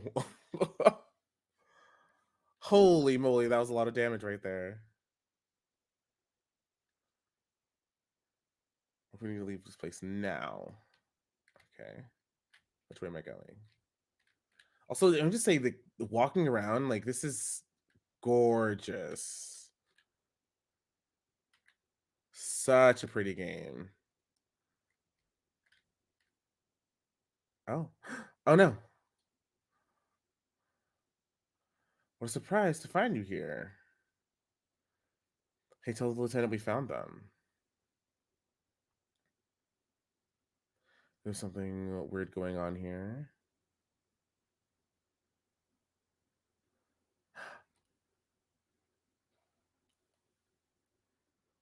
Oh, well, wow. the audio isn't working, so but for the people watching the stream, there was a shot. Oh, wow. Betrayal. First thing you should remember is when you come across border that you'll be within Russian territories, even though it's separated from the mainland. You teach things over about the two speaking to locals, but particular operation, any kind of communication with the outsiders will be strictly forbidden. Dive and tell the enemy your name of your dog tags. Is that clear? Okay, so like reading like the very beginning, I'm assuming so that we had one character saying that they didn't know anything else about the outside world other than, like being militarized at a very, very young age. They didn't know anything that they weren't told. Like there's like everything you need to know, we're gonna tell you. So I'm guessing throughout the story, they're going to learn more about the world and make their own decisions and, have like character building, which is huge for me. I love a good character build, a world building setting, which like I see already the world building is there. And I know you said you started like writing the story when you were 12 years old, right? Yeah, but it was really different. It's a lot more mature now. So where did you start from, and like how did we get here? Like what was the process throughout all of these years to like get here to make this? Well, I really when I was younger, I wasn't too much into games. Mm-hmm. Well, I didn't even have a console at home. But it wasn't until I played an RPG for the very first time that I fell in love with games, and I thought like this is what I want to do when I grow up.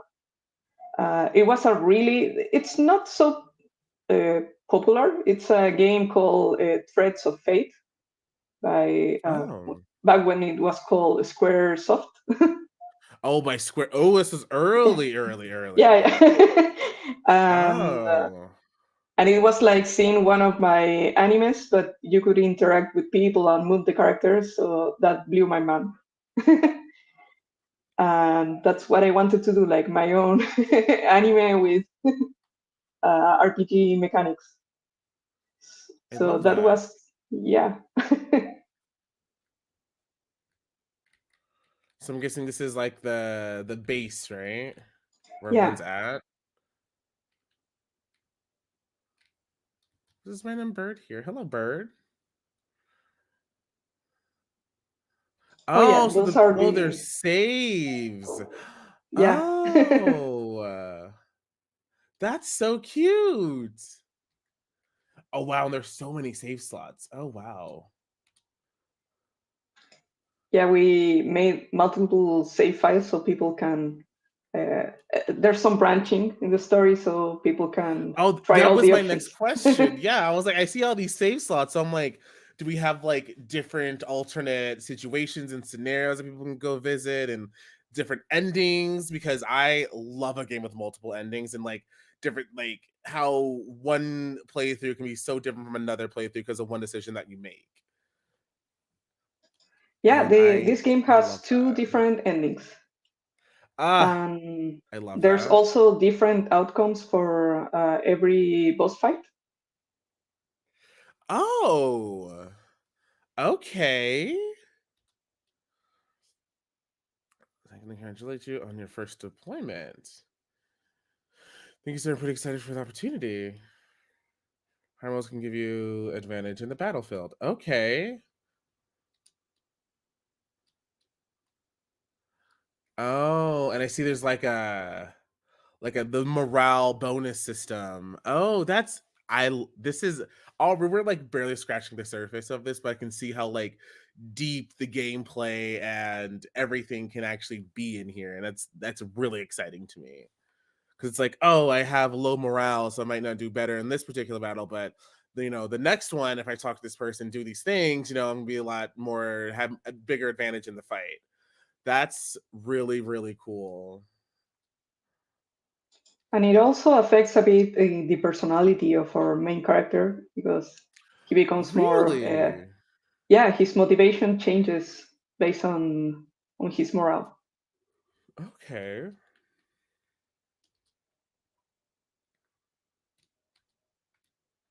And well, there are also some specialty scenes that are only seen with high or low morale.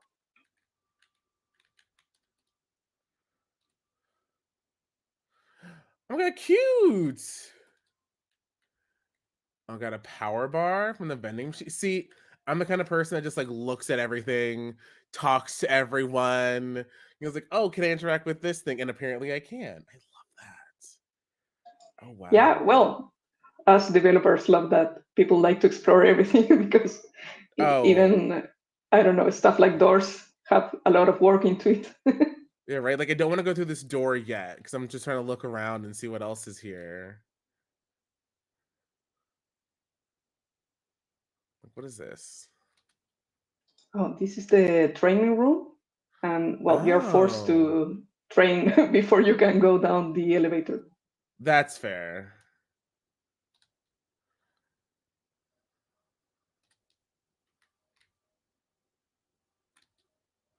Start training?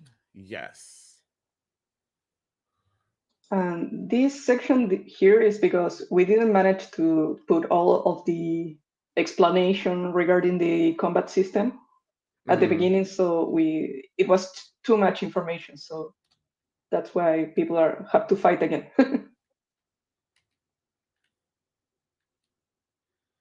Take it for the head. Ooh, nice.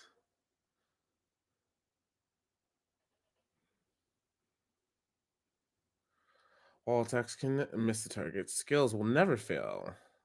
Use it to your advantage. Use skill points if you ever low on SP. Items that will recover. Oh.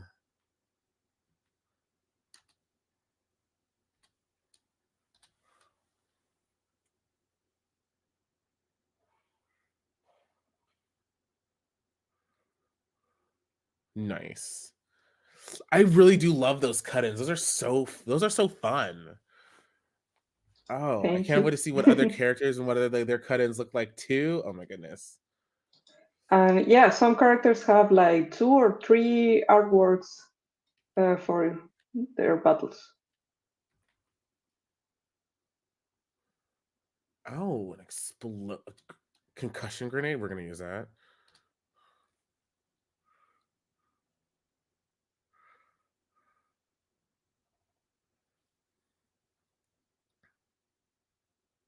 Now finish the training battle as every tool in your arsenal. Oh, and I hear the chimes. So that means we're coming towards the end of everything. We got that dummy just in time. Oh my goodness. Yeah, I think I might be ready for tomorrow.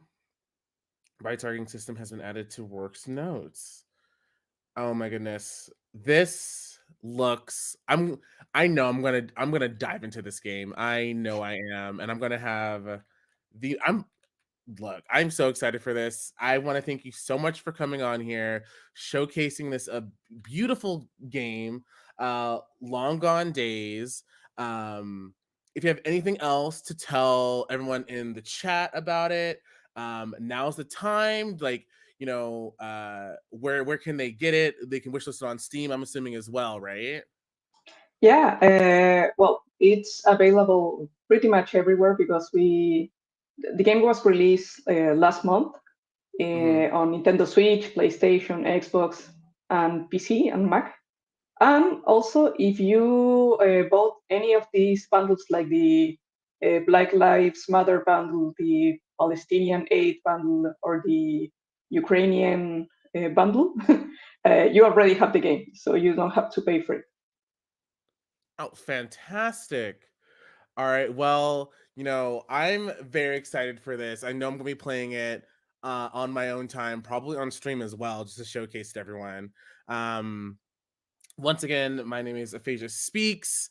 I've been joined by Camilla here on WIGI, and I thank you guys so much. And we're going to get out of here so we can kick it over to the next segment. Thank you guys so much, and I'll see you guys later. Bye-bye.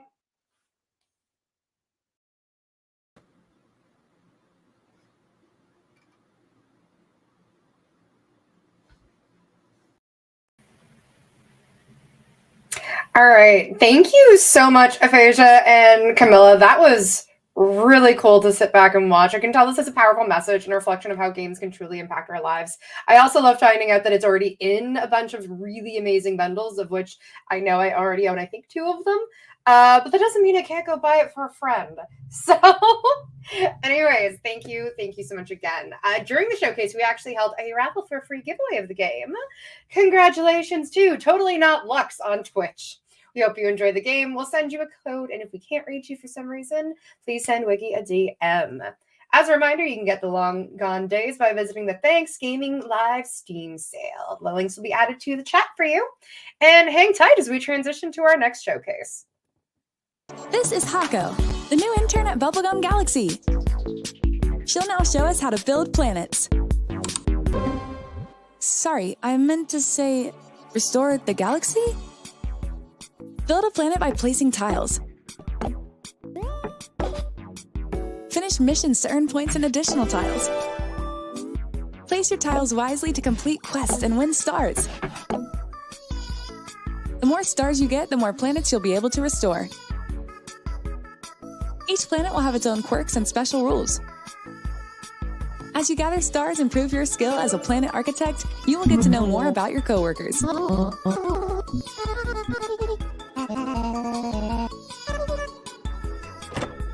What is happening? This doesn't sound so good. Hako rebuild and save Bubblegum Galaxy. Check out the demo, available now on Steam.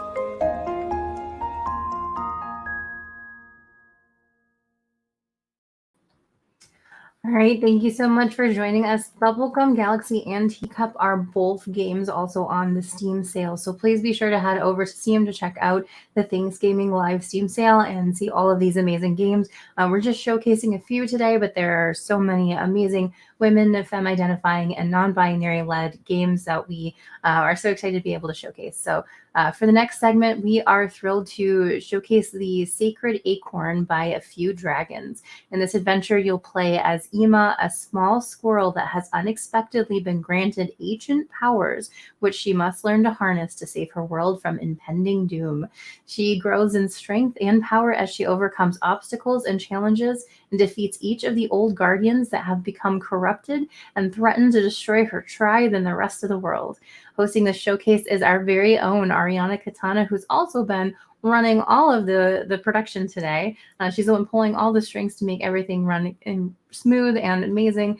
Joining Ariana is Vivian Vandal from A Few Dragons. So I can't wait to see what you have in store for us.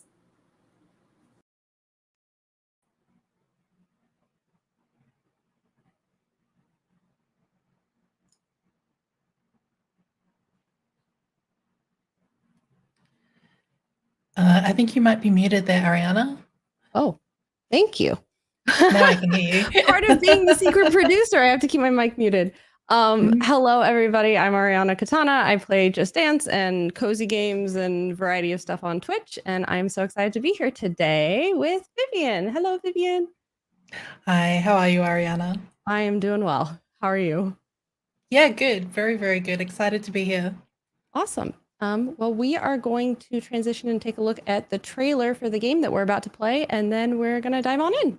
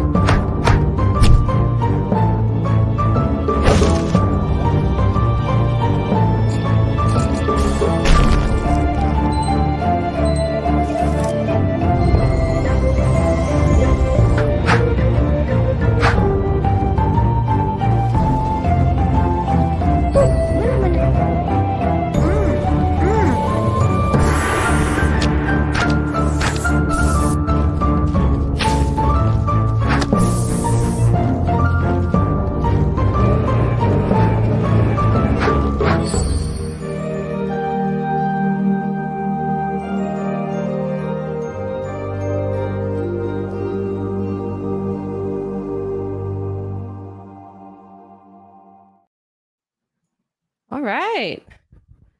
Well, so I've started the game a little bit. I just got started, and yeah, it's so far it's been so cute. I love the idea of the squirrels. What inspired you to create a game based on squirrels? So this game originally started out as a game jam game. And it's actually evolved quite a bit since that initial conception. So the Game Jam game was a game where you were a squirrel and you were stealing acorns from other squirrels to a timer, and you tried to get more squirrels than your enemy did. And we had a lot of fun making it, but we wanted to build on a little bit more. People loved the cute squirrel concept of it, and so we decided to evolve that into more of an adventure game, which is what we are developing now. Cool. That is very cool. It's so cute. I love the voice animation for the different squirrels. I love the voices as well. They're so adorable. They're so cute. I squealed the first time I heard it. And I love this little, I haven't figured out what he does yet, but I love this little stone guy that follows you around. Yeah, so we're still building some of the tutorial side of things, and Gotless is one of the newer companions that we've added, so we're still refining him, but he's a map companion. So you would have noticed you don't have a map available. Oh, but are you playing keyboard and mouse, or? Yes. Yeah, we're on I a keyboard. Q or E? No, not Q. I'm trying to remember what the keyboard control is to bring up his map. I will check that and let you know. Possibly N? Let me see. If you hold, after you've killed that little guy, if you hold N. down Oh. N. There we go. So yeah. That's so There you cool. Oh, and then that's me. That's where I am in the fort. Oh, that's so cool. And then it shows you, is that dot where an enemy is? Oh, no, that dot was the background. Is that okay, cool. Yeah, so the throughout the world, there are map stones that you can look at to see where you are, and you'll look at those to expand your map. But you'll only be able to see the map when you're looking at those map stones. So you can choose to have Gotless following you, so you can have access to the map at all times. There's other companions that you can collect as well. So one of the other ones that you can unlock in this demo is probably one of my favorite, Mushla. She's an adorable little mush plumeling that follows you around, and she lets out a little poison mushroom spore when you're in fights to help you fight enemies. Oh, that's so cool. I love the idea of having followers. That's part of the most games. Having a pet or a follower is my favorite part. So I love that. And we wanted to make sure that there was like just cute little companions that could help you. Each of them have got their own little abilities, and you'll slowly find them and unlock them as you progress through the game. Cool. So is this, this is a map stone. So, and it adds, that's so cool. So now if I speak, we have the whole map. That's so cool. Yeah. I love that. Map stones can help guide you on your journey across Tansira. Is that how Tansira? So Tansira is the world that the game is set in. Cool. Show that we're in the burrows right now. So this is, I'm assuming, kind of like camp, safe space where all of your friends are. Yeah, so this is the Zerene tribe, which is the tribe that Imra is from. Tribe of squirrels that live in the Emerald Thicket. Back. Something strange. Wake from the nap. This is worrying. It can't be a coincidence. I fear we are all in grave danger. The great tree Tusaka has been cursed, and chaos is infecting our thicket. Without Tusaka's magic protecting us, the thicket will be consumed by chaos and shall slowly fall apart. Our home will be lost. We need you to investigate what has brought this here and stop the chaos. But at first, rest in your burrow so while we clear a path for you. Okay, cool. So if you had to describe the gameplay, what type of game this is it like adventure gatherer? It's a action adventure. It has a lot of Metroidvania elements to it. Okay. And we like to refer to it as deceptively cute because we've got really adorable, cute graphics. Yeah. But when it comes to the combat, especially the boss battles, it can be quite challenging. Not quite Souls-like. I've started referring to it as Souls-light. Okay. Oh, so pretty challenging then. Can be quite challenging, especially as you progress through the game. Yeah, I noticed I died a couple times the first time I was playing it, like when I first started. I was dying. I die all the time as well. I like the healing mechanic, but is it do you have only a certain amount of them, or how does that work? So as you collect essence, you'll see your little bar will fill up, and then as you heal yourself, you'll lose some. But as you defeat enemies, they'll drop essence that you can pick up to refill your bar. And cool. there's little flowers that you'll find throughout the world as well that will release additional essence to fill up your bar so that you can continue healing yourself and using some of your other magical abilities as well. Cool. So that I think I just learned Essence Blast, and I'm assuming so that's another that's another move that you can use. That uses can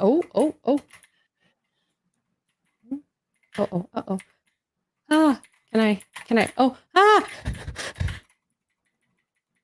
oopsies. I don't know if I can get through there yet. Oh, and then there's all my essence. Oh, cool. Yep. I might have been listening to you. Did they say how to use Essence Blast yet? So Essence Blast is, I believe, it's either J or K. Oh, there we go. It does use up quite a bit of your essence, though, unfortunately. Oh, and then there you gather more. Oh, very cool. Oh, and there's a bird. Oh. Do the little, like, all of the enemies have different names too? Yeah, so the one that you just defeated, that's a Huskmit. Huskmit. Oh, cute. The mushroom, they're called mush plumes. Okay. The little purple snails that you encountered, those are snollums. And these little tiny mush plumes that you were just fighting are mush plumelings. Oh, I love that mush plumelings. That's so cute.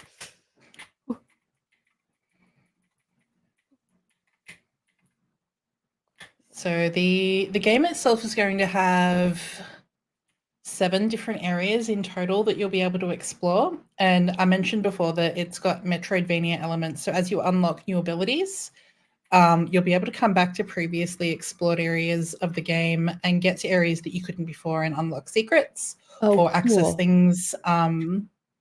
So those barriers that you can see there, once you've defeated the first boss, you'll unlock another ability that will allow you to pass over those. Oh, cool. I love that. Oh no. Okay. Cool.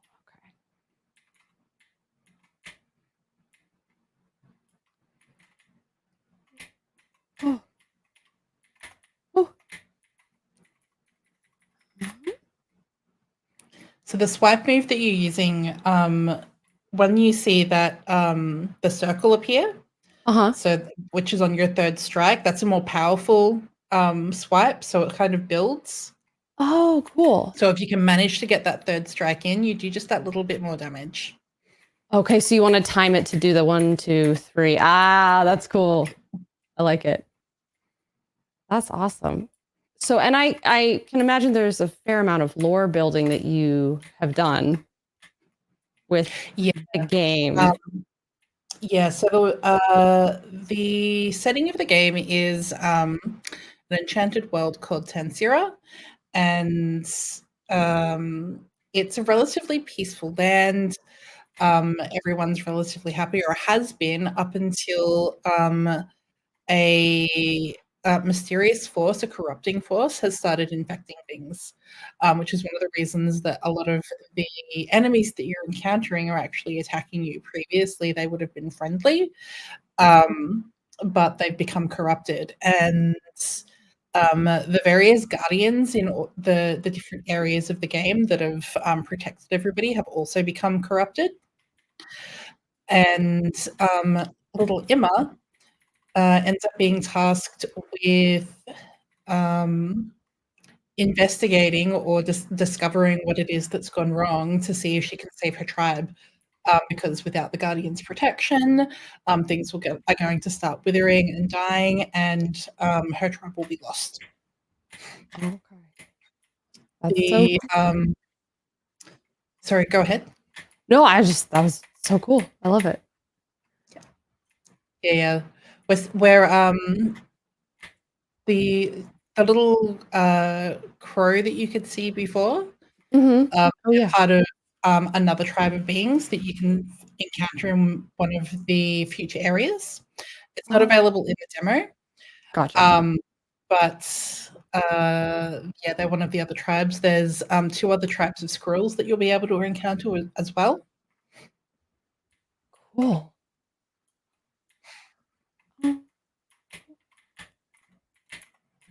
I wish I had better reflexes. But something that we are working on is refining the controls. So we have optimized it for controller, and we're doing our best to try and make the keyboard and mouse controls a little bit more accessible. And we're working on key binding as well, because we do want to make the game as accessible as possible. Yeah. From a development point of view, making custom key binding is so much more challenging than people realize. So it's still a work in progress, but it will be available for game release. Yeah, I can imagine. It's hard to know what goes into making something if you've never made one, and so you're like, oh, you can just do this, and sometimes can be more complicated.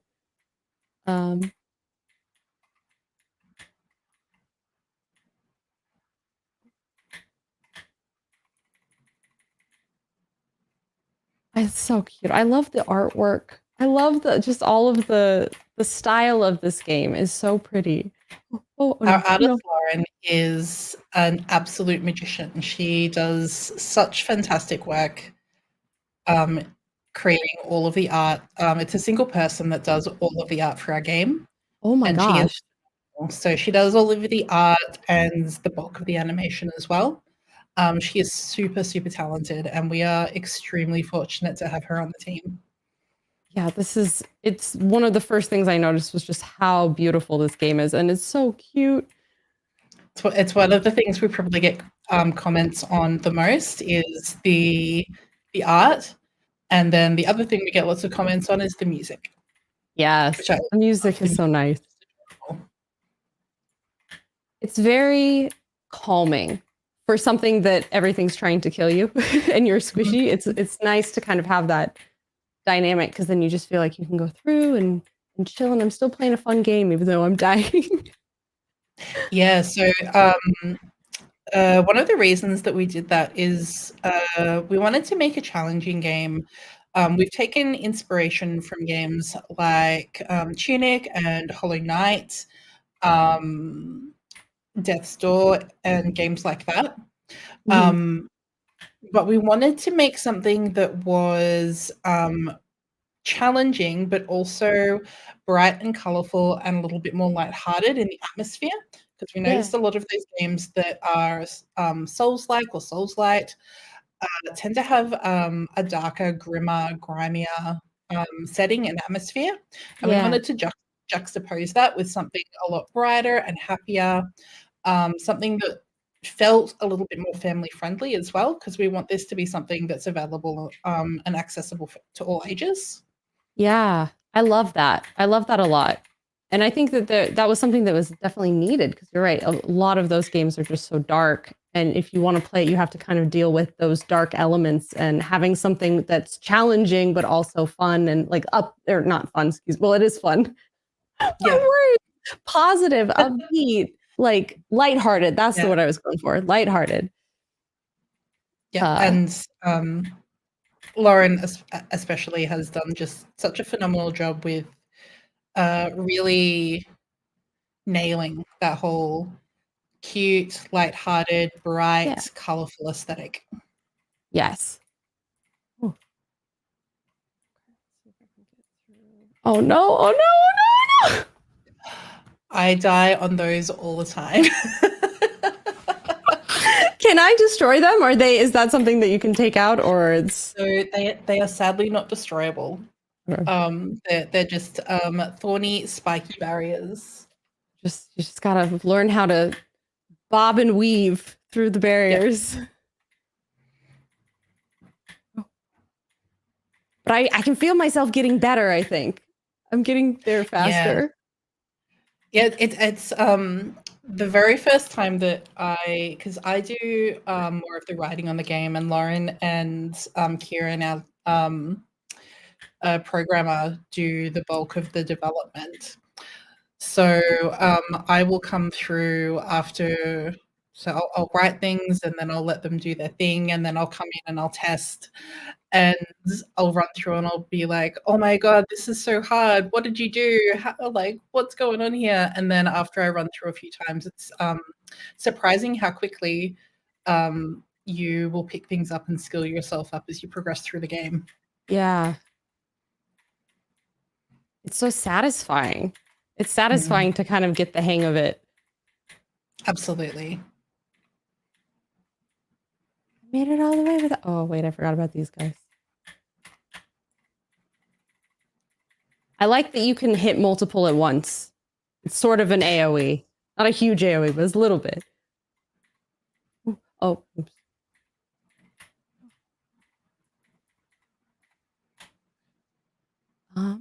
So what was your role in the development of the game?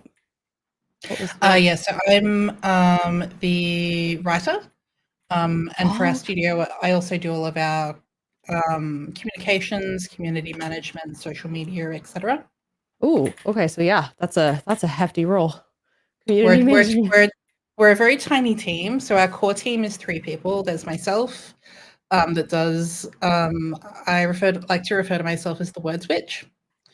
Because I do all of the words related things. We have Lauren, our lead artist, who does literally everything visual. And then we have Kieran, who is our lead dev, and he does all of our tech related things. We've also got a couple of other people on the team. So we have Caitlin, who does all of our branding and a lot of other behind the scenes business stuff, as well as Chris, who is basically all of our biz development as well.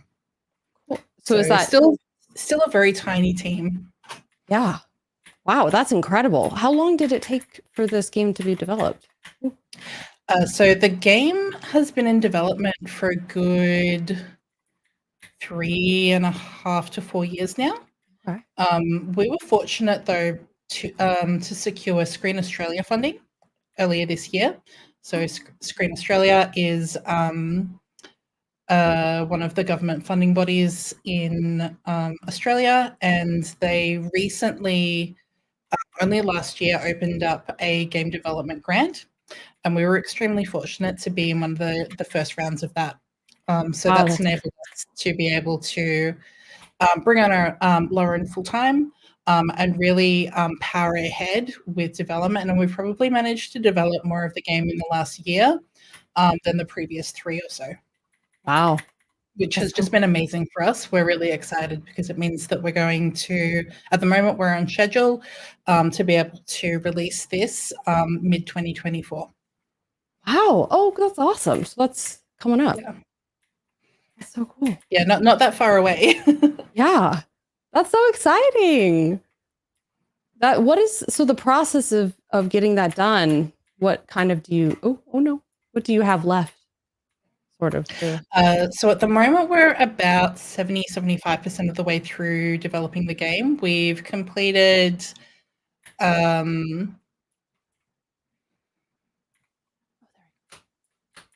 I'm trying to think of all of the areas. So the first one is the Emerald Thicket, which is the one that you're in, as well as the Mushplume Caves, which you can also explore in the demo.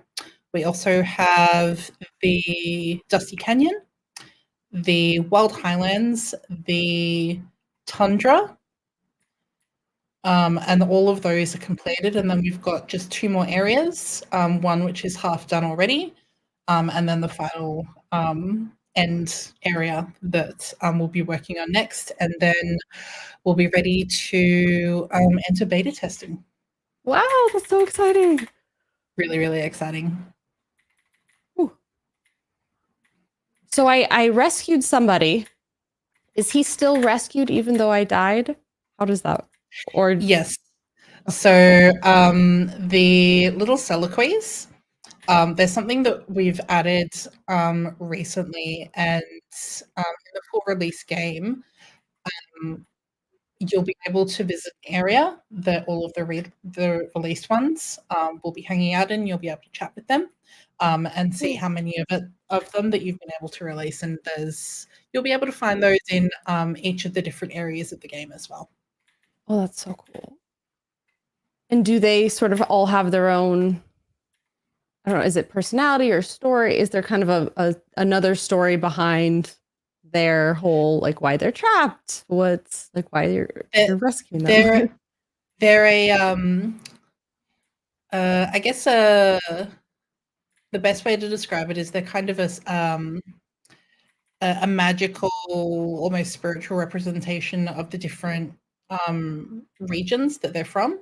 So depending on the region that you're in, they'll have a slightly different look about them.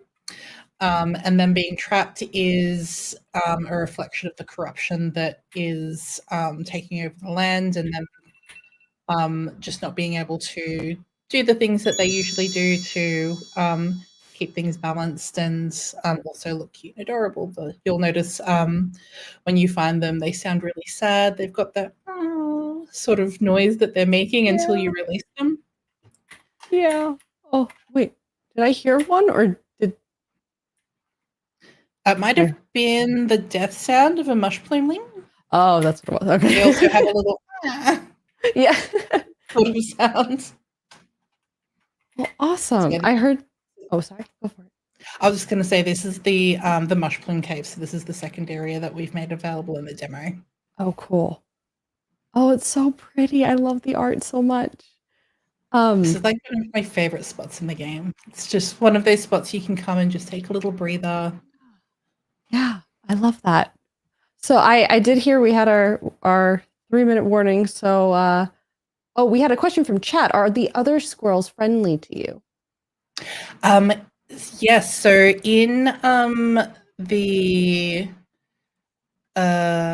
Emerald Thicket, the squirrels that you could see in there, those are actually part of your tribe. So they're all friendly to you, and they do whatever they can to help. You'll be able to have very brief conversations with all of them. And the other squirrel tribes that you'll encounter are also friendly. One of them's a little bit more standoffish initially, but overall they are all friendly, and I'm willing to help Emma on her journey to save the world. Oh, I love that so much. This looks so cute. I'm really excited to continue playing it, and I'm excited to be able to play the full game when it comes out in, less than a year. That's so cool. Yeah. I've just seen there was another question. Was Ori an inspiration? Ori and the Blind Forest was absolutely an inspiration, especially for the aesthetics and general feel for the game. Wow, thank you so much for coming on and showing us your game, and I'm really excited to see the final product. Thank you so much for playing. I hope you enjoyed. Obviously the game isn't out yet, but the demo that you're playing is available on Steam for anybody else to play, and we would absolutely love it if people would wishlist if they're interested, so that we know that you're excited for our game to be coming out. All right, I'm gonna kick it back to Joni. Thank you so much. Bye, everyone. Thanks, everyone.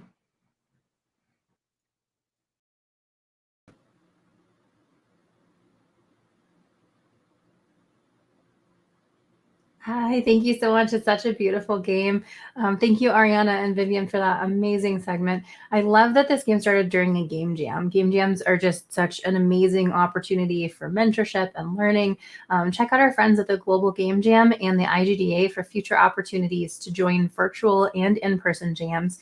These groups really provide a safe space to just create and test and build and grow and learn. And what a magnificent world and engaging story. I love that Vivian described it as deceptively cute and souls light. I also really appreciate that you mentioned that it was funded through Screen Australia, which is an amazing organization. It's focused on celebrating Australian stories through film, television, online titles, and games. Be sure to check them out at screenaustralia.gov.au to learn more about funding and support opportunities.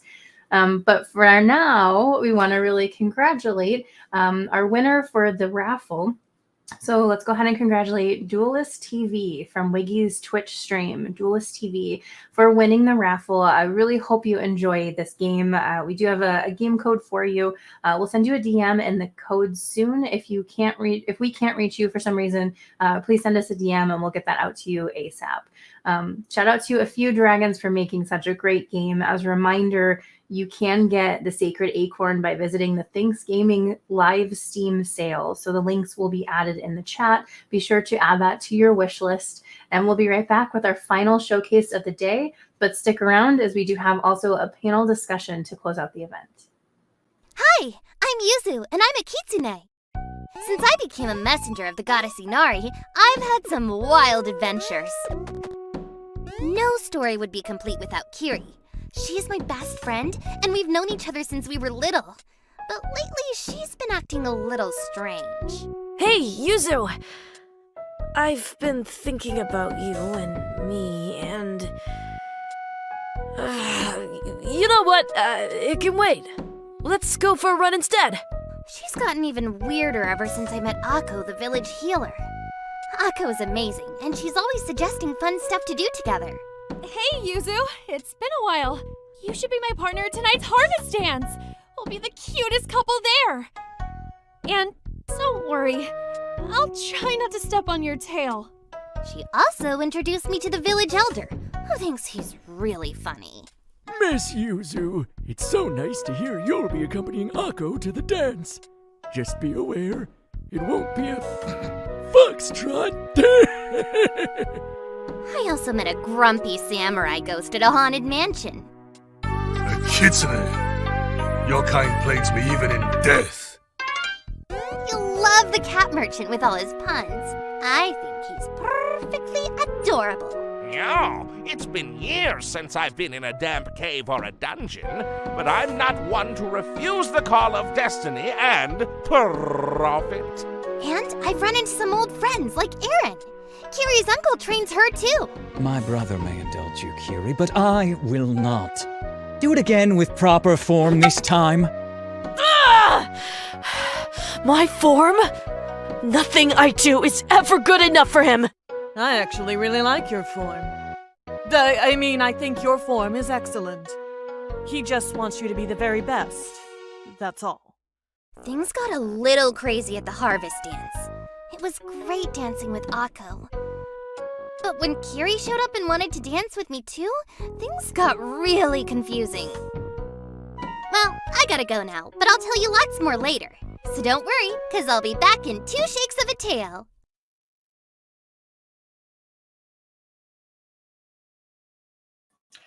Goodness, that game looks so cute and so fun. Please check it out as well as the other games in the ThanksGaming Steam sale. Last but certainly not least, we have Sweet Core Brews by Nochi Studios. Sweet Core Brews is a fun, witchy rom-com inspired game with a strong, cheerful female lead named Millie, who's running a magical tea shop to help others. Millie is a dreamer as well as a go-getter and running her magical tea shop to help ordinaries, humans who are unaware of magic. Honestly, this sounds so cute and right up my alley, so I'm really excited to watch this one. Taking us down this witch-filled adventure are Misplaced, our pro streamer, and Natalie Fang from Nochi Studios. We're going to just go right into it.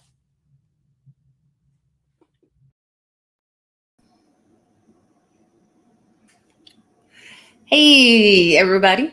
I'm Miss Place, and I'm honored to take the time to actually showcase this game, Sweet Core Brew. I'm going to tell you like this is actually different from what I'm normally playing. I'm normally playing first person shooter, third person shooters, horror games, you name it.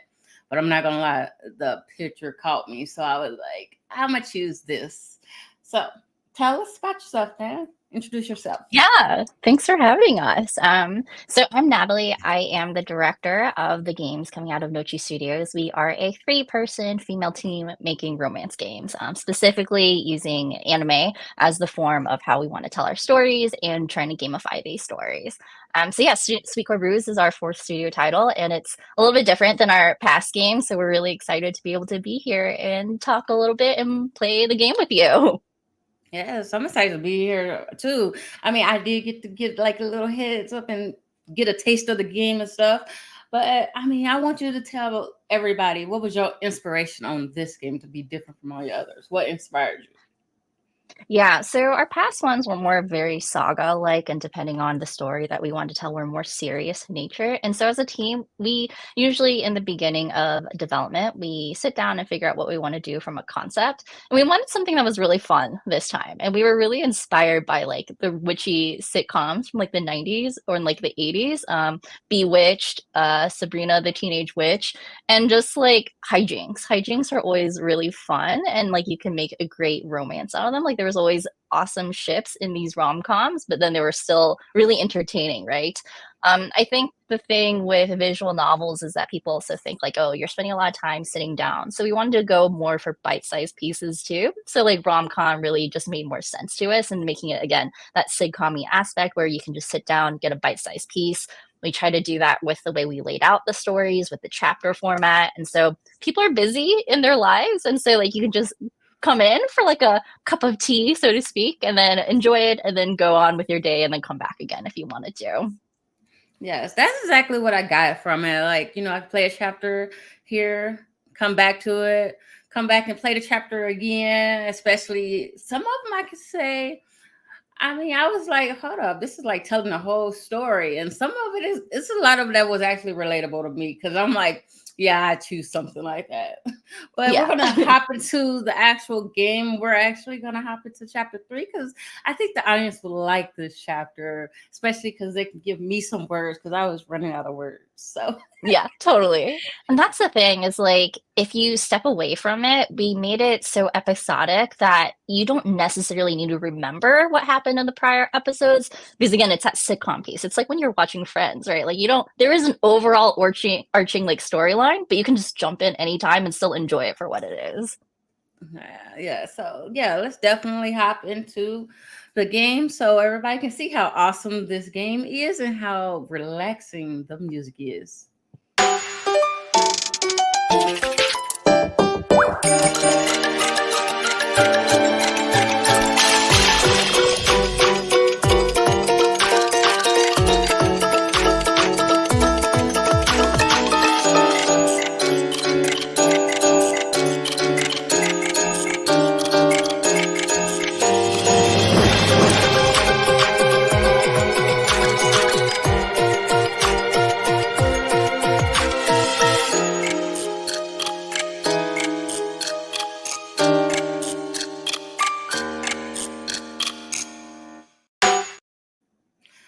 I saw that intro. I'm not gonna lie, like the picture graphics, the intro, a chef's kiss, because that caught me too. I was like, ooh, spicy.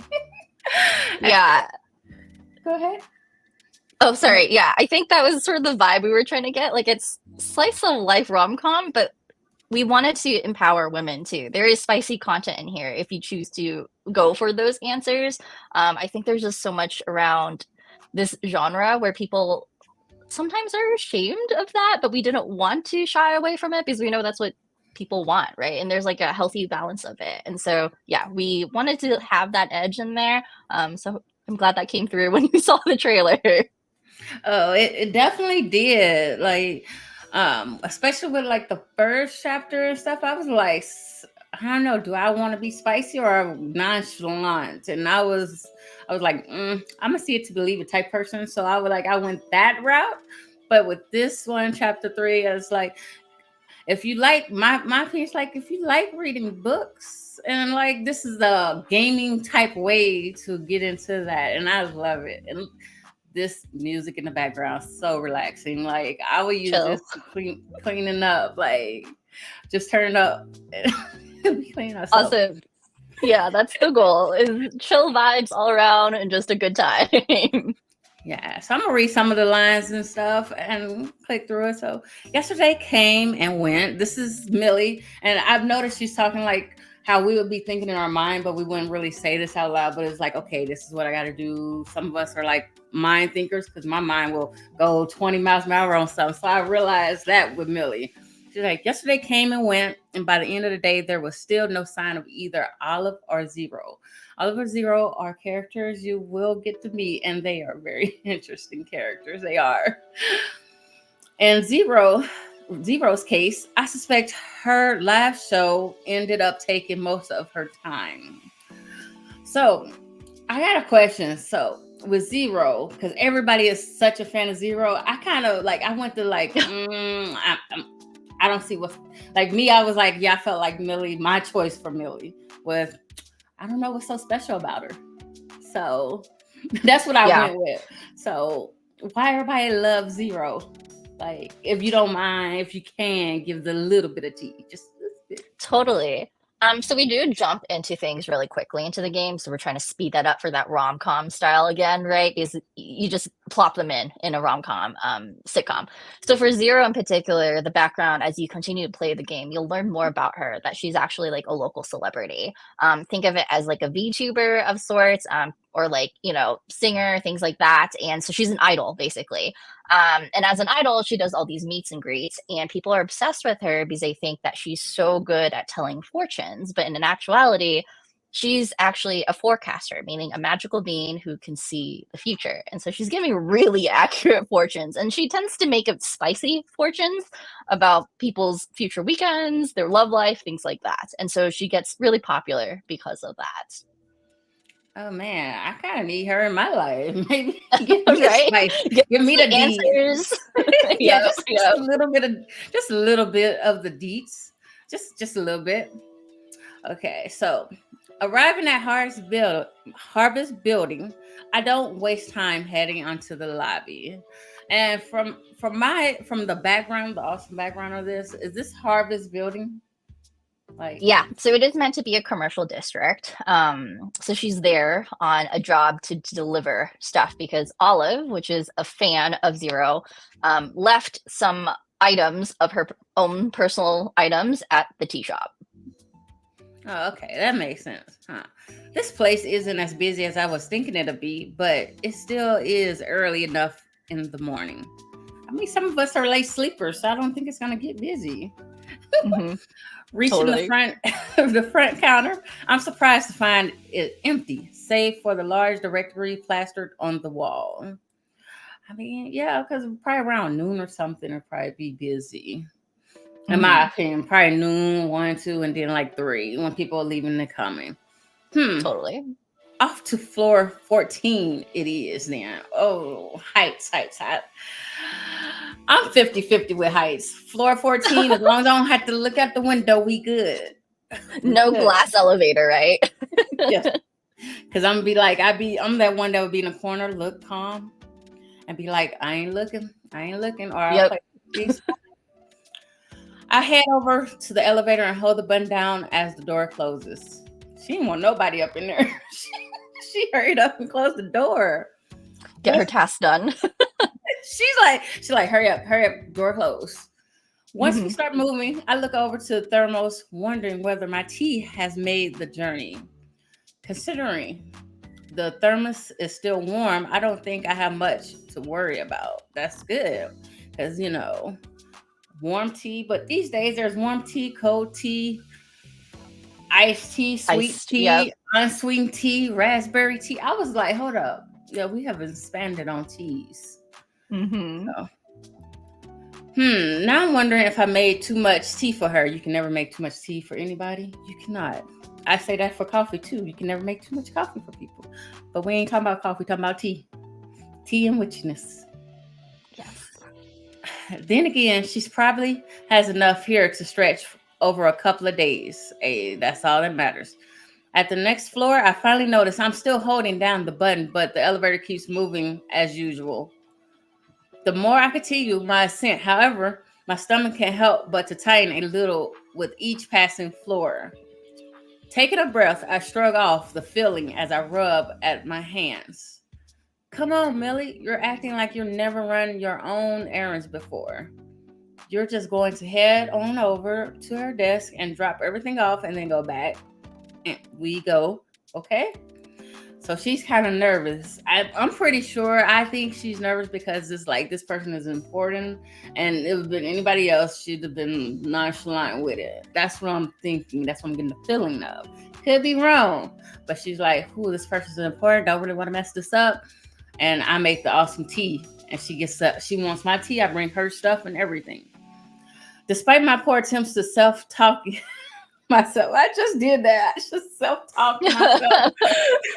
I managed to stay composed as the elevator passes to 13th floor. Just when it's about to reach the 14th floor, the elevator comes to a sudden halt. Oh no, this is so not what I needed today. Don't tell me I'm stuck here. Ooh, is she though? With a heart sigh, I'm halfway to pressing for the emergency button when the door slides open, revealing a dimly lit floor. Huh? Did I actually make it to the 14th floor? I wonder that too. The 14th button on the panel still hasn't lit up, but the door still hasn't closed on me yet. I mean, see me, this would be like a little horror story. Like, yep, on the 13th floor, right? You're like, what's happening here? Like, I'd have been like, nope. Considering how fickle elevators can sometimes be, I decided to head out into the hallway. It doesn't take long before that strange tightening sensation makes its way back to my stomach. Though I try to ignore it as I begin to search for the right suite. Seriously, there's no light in here? You'd think an office as fancy as this would invest in making this place look less creepy. Unless that's the new aesthetic they've got going. Going on. Maybe. But I still think she's on like that 13th and a half. Yep. It's suspicious. It's suspicious to me. Yep. Better yet, maybe they should rethink their suite numbering system. This is true. But I don't know why she's still walking. But okay, I get it. All right. But I wouldn't have got off. I'd have been like, nope. Back to I'd have been like back to the same way. 100%.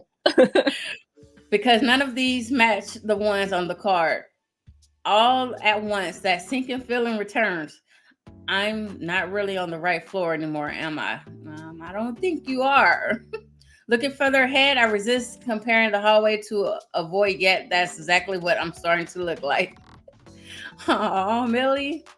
I thought Mom and Dad said the councils had closes off all of the remaining voids in the 90s. Not really. That's what they said, right? The 1790s? No, I don't think it really closes off. I think some of that still comes back. Just depends on where you go. Not unless somebody here has been diving into some vintage spirit dwelling lately. Possibly. In that case, not taking chances. I keep the thermos tight to my chest as I keep on walking till there's barely enough light to eliminate the lone door walking for me at the end of the hallway. See, she a brave soul. I'm not gonna lie. I would have been like, it's dark. I'm not going. Something sus is going on. Yeah, run away. Run the other direction. The fact that she's still holding on to the tea is what I'm surprised. She's like, me and my tea were going. And I'm just, no. Dedicated. She's dedicated about her tea brew and craft. She is. Yikes. Either somebody has been messing around with voids for real or the building is screaming for a renovation. Maybe. God, I've made it this far. There's got to be some stairs or something I can use. Or I could just turn back. Yeah, I don't even think I would turn back by then. To my surprise, the elevator is now but a tiny speck in the darkness. Heading straight, it is. it's not like I would know how to find my way back from the void. I managed to survive high school among the ordinaries. After all, where everybody fancies themselves an immature occultist. She might be right. You can deal with high school, right? You can deal with a lot of things. She dealt with it too, so I agree with her on that one. Taking a break, I take a hold of the latch on the door. Just please don't let it send me back to the Middle Ages again. I think she has some adventures. Closing my eyes, I pull the latch back and head inside. Ooh, this is a nice office though. I mean, one day I have a nice office like that. But I know, you made it. I have a gaming system over to the left though. There you go. Lights, nice lights too. Yes. Much to my surprise, I'm far from being in the Middle Ages, but rather inside what seems to be a posh looking office. I mean, it's very posh clean. I wouldn't even want to mess up nothing. I would stand there and be like, you know what? I'm going to stand here because I don't want to mess up anything. They'll notice. I guess that was one of the office floors, but then why? Just as I take a step forward, I notice another door inside the suite. Without hesitation, she's just going in. She didn't even knock. She's a go-getter. Like, I mean, I would have knocked, but I get it. They already know you're here, so I mean, I guess. But I would have knocked or said hello.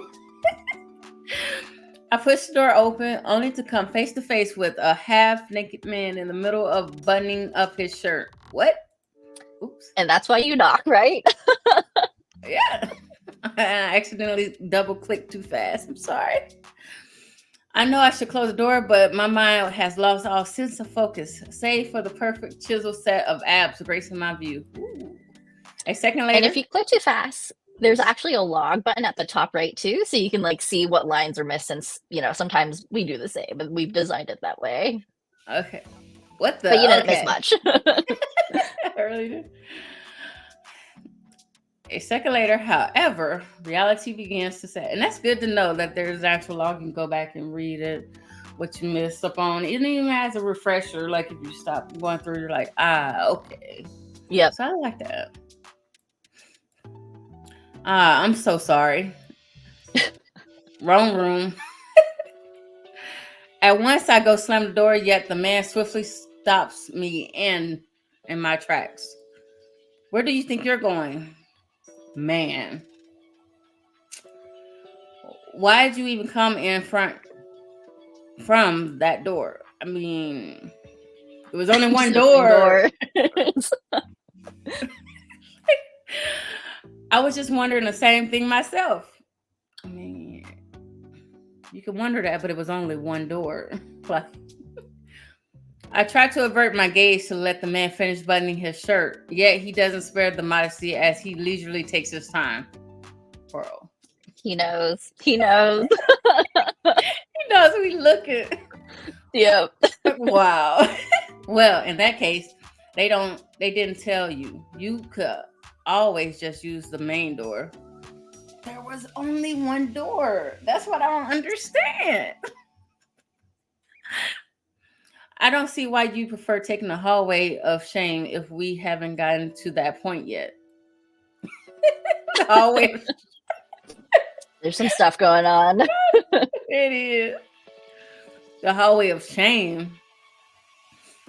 Just be patient. I don't think he gets why I'm here, but okay. You might as well just follow me so we can get this started. Hold on, what we getting started though? Sipping on his coat over his shoulders, the man motions towards one of the pristine sofas as he heads over to his desk. I figured this building was going to have some impressive suites, but this is on another level. The only thing is there's no name or sign or much of anything on his walls or desks. Basically, this office is impersonal. He doesn't want anything personal. So which is understandable if you don't want anything relating so people will know where you are after hours. So that's understandable, but that's something about him. I mean, but that's a little sad too. But then I get it too. It might be like a safety reason. If he said walk of shame, so I think it is some reasons. The only thing is, hold up, I read that. Maybe he also works in legal. Don't think so. Man, this is the one taking his time, button up. He could have just left it unbuttoned. I'm just saying. He was taking his time. Gotta put his coat on and everything. He knows what he's hiding. But I do love how he looks. It's so like crisp, clean, and like you can kind of get the gist of what she walked into without even actually having it, if that makes any sense. Mm-hmm. So what was like your like thought process of creating Man? Eventually I know I have a name of Man. Yeah, so the title or like his design? His design. Okay, got it. So his design, usually what we do is we really think about like the personality traits that we want to show through with the design. So hopefully with like the coloring and the way he dresses, it comes off sort of like he's a little bit colder potentially. You'll also learn more about his job. So we try to not only add in personality pieces, but things that you can maybe infer from his job later on. Yeah, so that's sort of how we go about it is like we typically just work through their details and then we do concept work and eventually get to the eventual design. Yeah. I like the time taken in. It's like he gives me I'm professional, but like you're not gonna really find anything about me when I'm supposed to find everything out about you type thing. You got it. You got it. Oh yes. Yes, someone right. Well, now, I take it you already know who I am by now, but just in case, my name is Rain Kinsley of Kingsley Absolution. Did I get that right? Yeah. Yeah. Hey, cool. Kingsley, I ain't gonna lie, that name sounds self-centered right there. Yeah, you're getting his personality down pat. All right, we're getting a little dings to round it up so far, but as you can see, pretty much this is right basically a good, like you said, rom-com story tale, and you can add your own little nonchalant, especially if you got like a big group of people, they come in, you can have your own little conversation with yourself or what's going on and what you think the person is about. So would you tell anybody like what you like for them to know about the game? Like, yeah, so it's broken up into like a chapter system. So this is like the last chapter of the first episode where you meet the characters. We've interspersed in between these chapters little mini games. So there's like a match 3 game because Millie is a tea brewing witch, which leads to all the hijinks, where sometimes she doesn't make the best brews and she's trying to solve her customer's problem, life problems, whatever it is. She has her own like moral compass and she cares about running her shop. So we have a match 3 game, which is sort of simulating the magical brewing aspect. And there's also some like fun Mad Lib kind of games, mini games in there too, where you're answering letters from customers and they get pretty kooky and weird. So hopefully it's good laugh. So if you want to stream it, it makes for a good time to source some of those Mad Lib options from your chats. Yes, I was hoping I would get to it, but I didn't get to where that part because it does have a nice little witchery, hoping to answer people's wishes in a witchy way, and I really like that too because it sounds so cute. And I'm like, oh, okay, I'm creating helping somebody out there and hoping that it actually goes through. So. For sure. I mean, if we wanted to, we can skip through this part. You can hit the skip button and you can like select answer choices really quick and we can probably do one round of the game. But yeah, in this scene, as you can tell, it's just a bunch of misunderstandings of like walking in on Kingsley. He clearly has a misunderstanding of why you're there. But yeah, hopefully others, you can check it out on your own time and enjoy that. Yeah. misunderstanding turned romantic scene. Yes. Yes. But yeah, if you hit the end, it should be able to get you to that little mini game. Yeah. Okay. Let's see.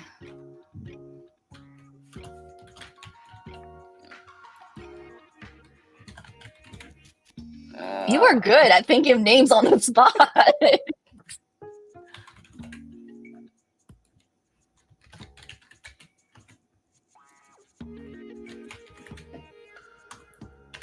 Yeah, I'm trying to get to like the cute little thing. Okay.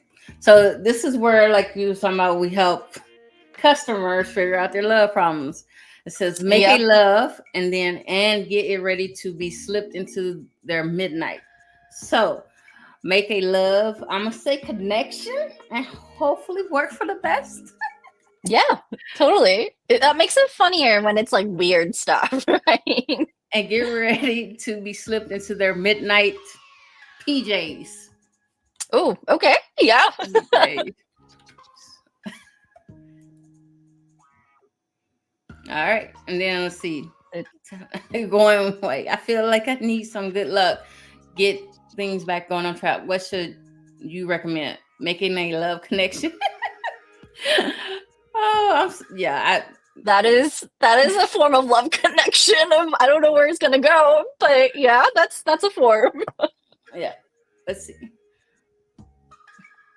And I like that. Wow, what a great idea. I tried out. Oh, a little fast of that customer, but okay. I mean, I think he was okay with it. He said he's gonna try it out. I mean, yeah, I don't know who, but I mean, who are they? Right, making a connection with there in their PJs. I mean, sleepover. We don't really do them that much now, so you know. So yeah, but yeah, you would choose different object, like different nouns, and what's fitting. Like you said, you can make it kooky, as funny, or as surreal as you want it to be, depending on your audience, or if you're just doing it yourself, or depending on like if you need a good laugh, you can do either or, and you're just helping all the customers or all Millie's customers out. Creating connections. Some of them some of them are pretty spicy on the responses too. I was like, hold up, I'm trying to help you. You came to me. Yes. So yes. But I really enjoyed this. I really did. I'm looking forward to like all the other chapters and stuff. This will be one of the ones I will play like in my like spare time, because it's like the music is so relaxing when I need something to take my mind off of other games and stuff. It's just chill, and I like that. You know, we don't get that always often. Yeah, I think sometimes with like visual novels, it can get stressful too. Of like, you want to unlock everything. Is this the right answer? But with this, it's meant to like be a happy kind of like slice of life kind of thing. So hopefully, there's no stress for anything. Even these Mad Libs are like very chill. So yeah. Yes, that's what I got from it. Like very chill, like relax. You can, like you say, do it at your own pace, and also come back to it and play it multiple times and answer different questions. And I like that, you know. So awesome. I'm trying to see if were there any questions about this. I don't think I saw any, but I did really enjoy the Kingsley comments. By the way, thanks, chat. Yes.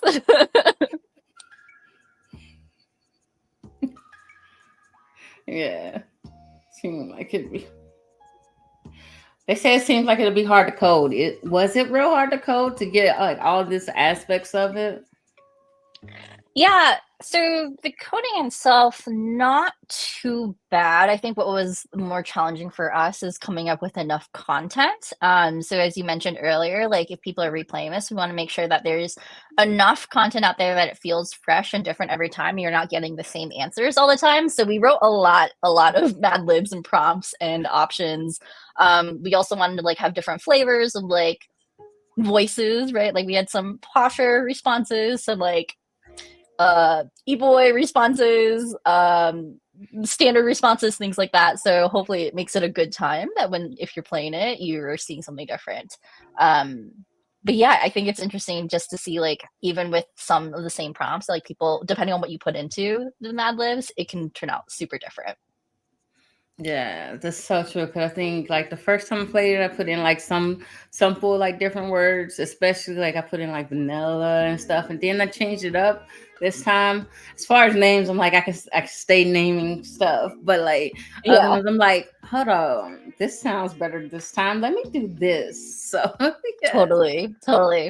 And it can be fun. Like on our team, when we were playtesting it, like we were using ourselves and also celebrity figures just to have a fun time to see like what would the celebrity say, right? If this is, and then when you get the final letter, right, and seeing what their initial question was, it was like, oh God, is that like, I don't know, just throwing a name out there, like what Matt Damon would say, things like that. So yeah, it can be a good time depending on how you fill out the responses.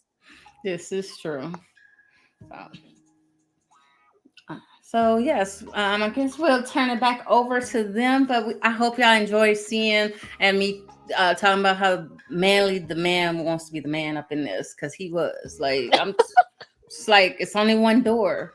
It was only one door. I don't understand that. Like, yeah, you definitely find out more about the secretiveness of it all. So obviously he's also not an ordinary, he is an unordinary, he is a magical being as well. And so his office, as some people mentioned probably in chat, that he is very much of a controlling kind of type of being, very proper. He deals with basically VIP clientele. So from there, it's very Lux VIP, and there's a Hall of Shame, there's the front door, but like there's some stuff happening in that office for sure. I from that, like now that you explain it more, I'm like, oh, I see. But I mean, I'm like, it was only one door though. Yeah. The fun thing about Millie is that she stands her own against Kingsley, sometimes overbearing, which we really value, being a stronger female lead. And then she definitely goes after what she wants. And as you notice, going through and not being scared of this dark, weird horror hallway void. So yeah, we hope people enjoy that aspect of her as well. Yeah, she just wanted to deliver her tea, so I get it. Yes. Make that money, girl. Make that witchy money. She has a mission. Yep. So yeah. Thank you.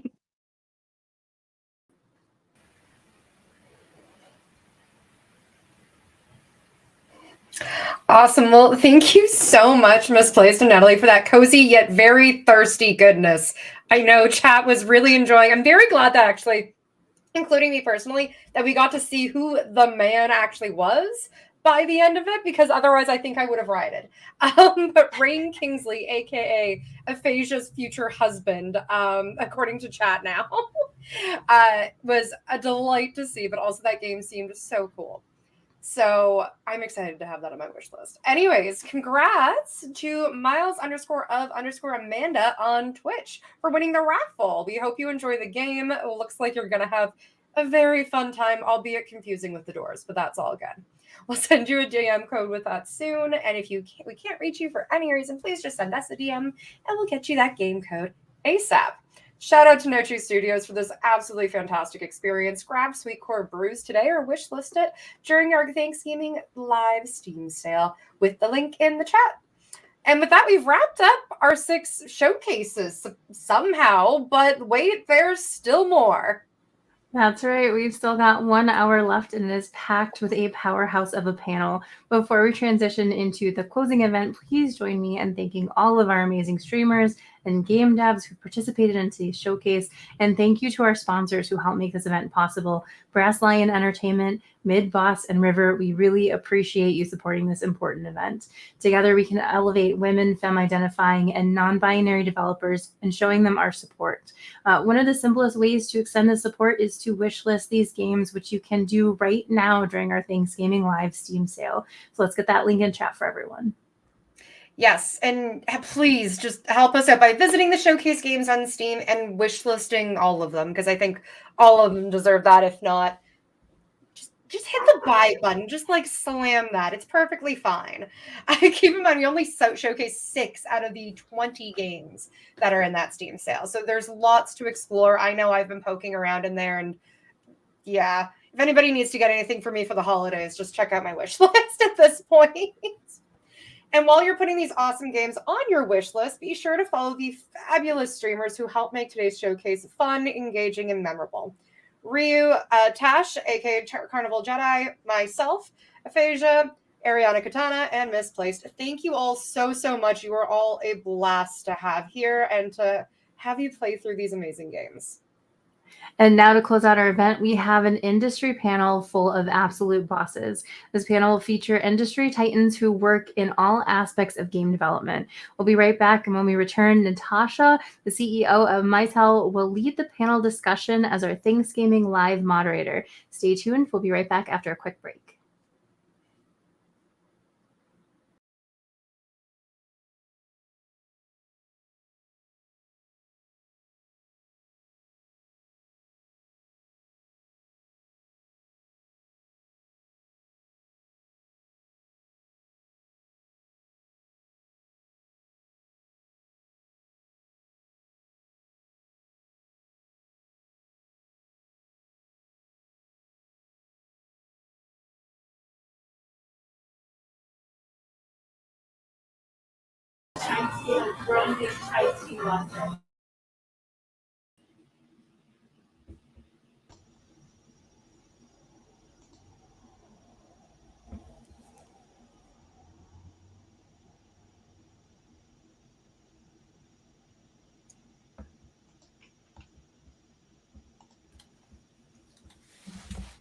Just can I test? Can you guys hear me?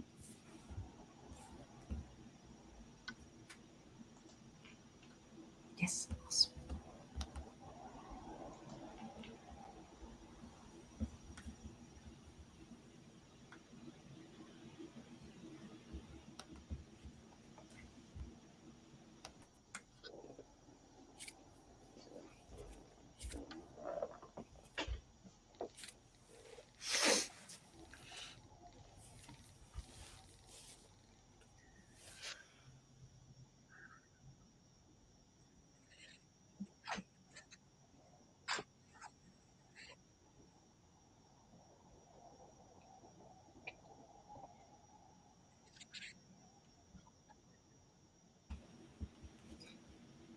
Hello. I think we are live.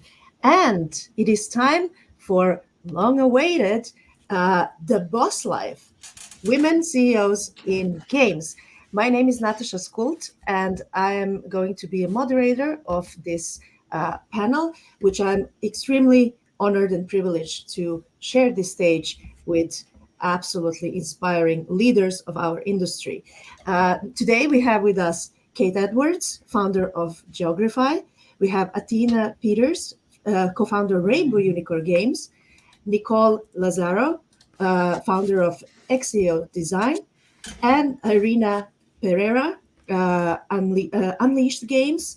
And of course, Alina Matson, co-founder of Glossbird. Welcome, everyone. Thank you.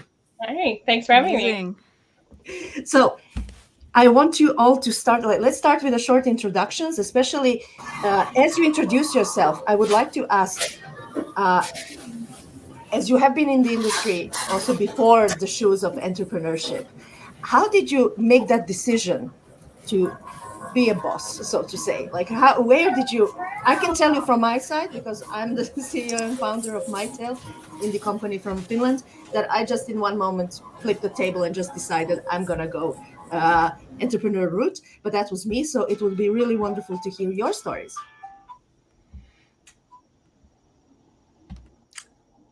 I guess anybody can start. I guess I'll go ahead and start. Yes, go. Okay. So hi, everyone. I'm a geographer. That's my background. I've been working in the game industry for 30 years now as of this year. And I got my start at Microsoft. I did not go into Microsoft to work on games. I went into Microsoft as a cartographer to work on their Encarta Encyclopedia and their World Atlas product. But then my job evolved when I was there. And eventually I ended up working on pretty much all the games at Microsoft, the Halos and Age of Empires and Fable and all that kind of fun stuff.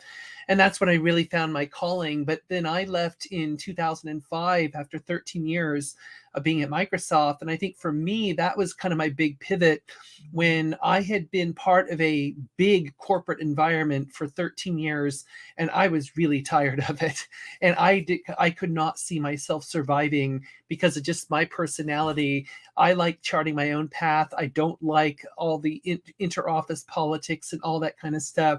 So I decided just to forge my own path. I created my own company, Geography, and decided that I would do this culturalization consulting for other companies, including Microsoft, which I still do.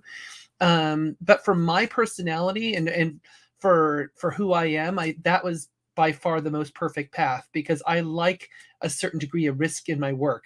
It kind of keeps you on your toes. Wonderful. Thank you for sharing that. For example, Alina, would you like to go next? Yeah. Can you hear me okay as well? Fantastic. My name is Alina. She, her. I'm the CEO and co-founder of Glossbird Games. And Glossbird Games is a game studio focused on creating video games that make people feel better. I'm pretty new to the games industry, actually. I pivoted from the tech space about 2 years ago. So prior to games, I worked at a bunch of tech startups and basically helping all these founders build companies from the very earliest stages. So founders would come to us as a consulting group with a napkin sketch. And so it was my job to figure out the plan, like what is the product roadmap, risk reduction strategies, go-to-market launch plan, and build alongside with them. I think a little bit of my ego got in the way with that job because I was essentially a ghost designer and a ghost founder for many of these mostly men. And I just really wanted to build something of my own. And games were always in the background, something I was fiddling with, something I was learning. And I like straight up just like rage quit my job and just started learning how to build video games during the pandemic. And from that journey and meeting my co-founder as well, who comes from the video game space, we started Glossbird. And so I think joining games is a little bit of revenge and a little bit of ego, but also a lot of love because I really do believe games can make us better. Absolutely. Athena, would you like to go next? Sure. So I spent years, working for large game publishers. Handled a lot of big AAA games, and even got to the point at which, like, I was in charge of a few, right, as an executive producer, or really getting a view on like how the business ran, and I kept getting frustrated by just the just inherent issues in the games industry that the large publishers I was working for just didn't seem really motivated to fix, honestly, when it came down to it. And then also, like, I was doing a lot of like fixing the problems that other people had created, right, doing a lot of work to basically make money for other people, right? And so at some point I just got like, why am I not doing this for myself and for my own, building games that I'm excited about and that I want to play myself, right? I spent all this time in my career building games that are targeted at a demographic that's not me, and I pushed a lot from the inside to try to get a chance and an opportunity to build games for my own demographic, and kept getting pushed back. And so it was just a matter of like finally just being like, well, you know what, if they're not going to let me do it, then I'll just do it. Right? So that was a lot of it. It was a lot of just like out of frustration, right? I want to build something that's for my own demographic. I want to build something that's more equitable and employee focused, and sometimes you just have to go do it yourself if you can't find it. Right? Indeed. Irina or Nicole, who wants to go next? Whichever. Irina, you're muted. Oh, hi. I can go next. Thank you so much. I'm Thank you for having me. I'm Irina Pereira, CEO, co-founder of Unleashed Games. And I made this company to create games that have a positive pro-social impact. You know, trying to find an opportunity to use these psychological training tools that we call video games to a pro-social end, because you know what, we are being driven more and more apart in real life by whatever environmental factors, by fear, these psychological drivers that are making us afraid of one another.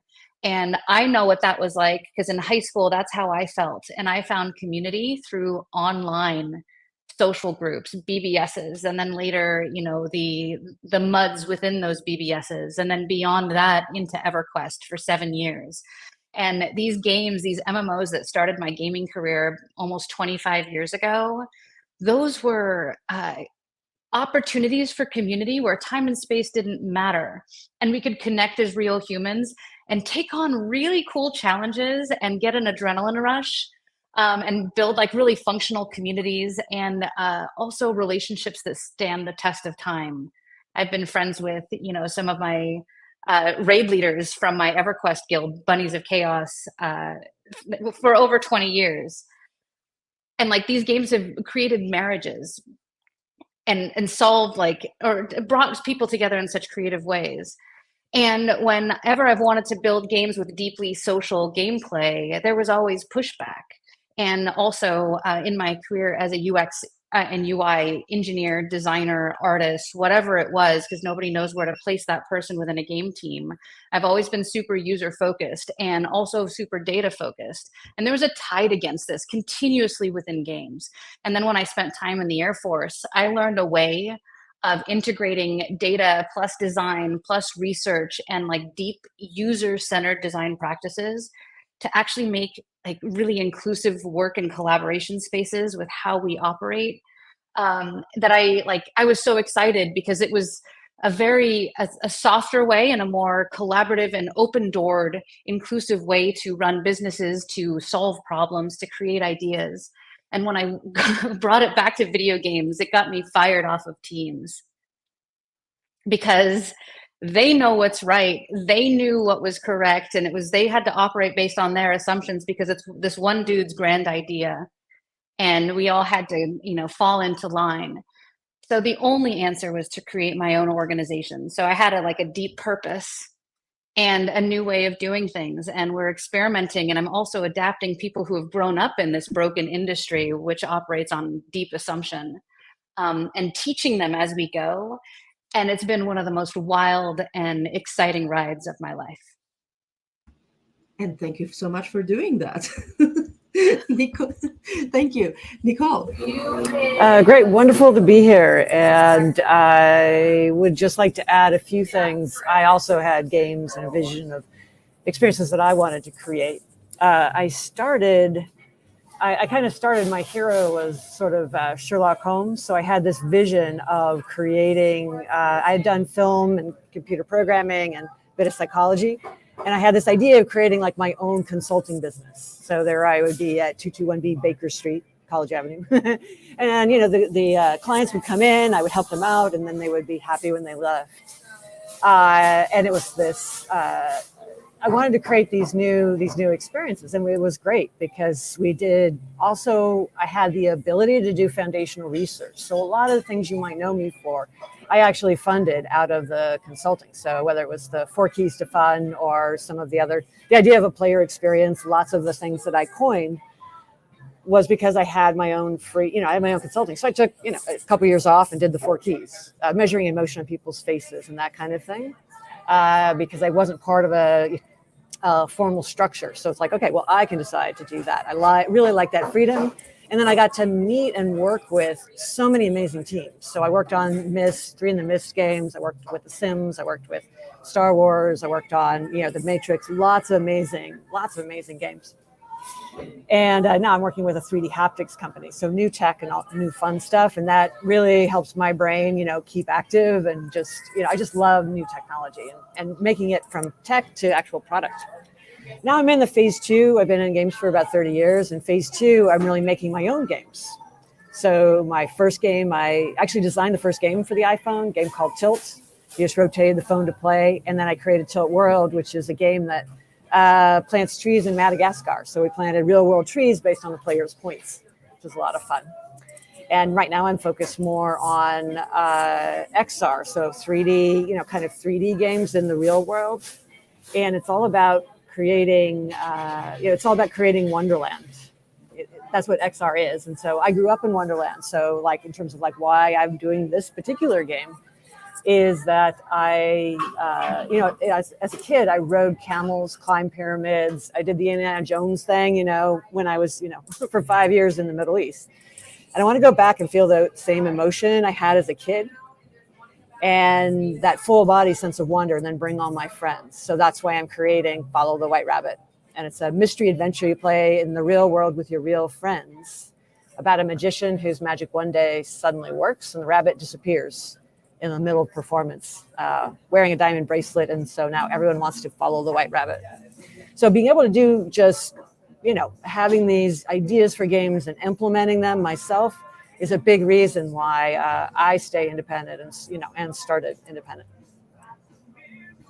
Thank you so much for sharing that. And also, I think all of us here share this passion for new technologies. At least I'm completely now in the world of quantum computing and how we can use that as game designers, actually. So I share that. Thank you for sharing.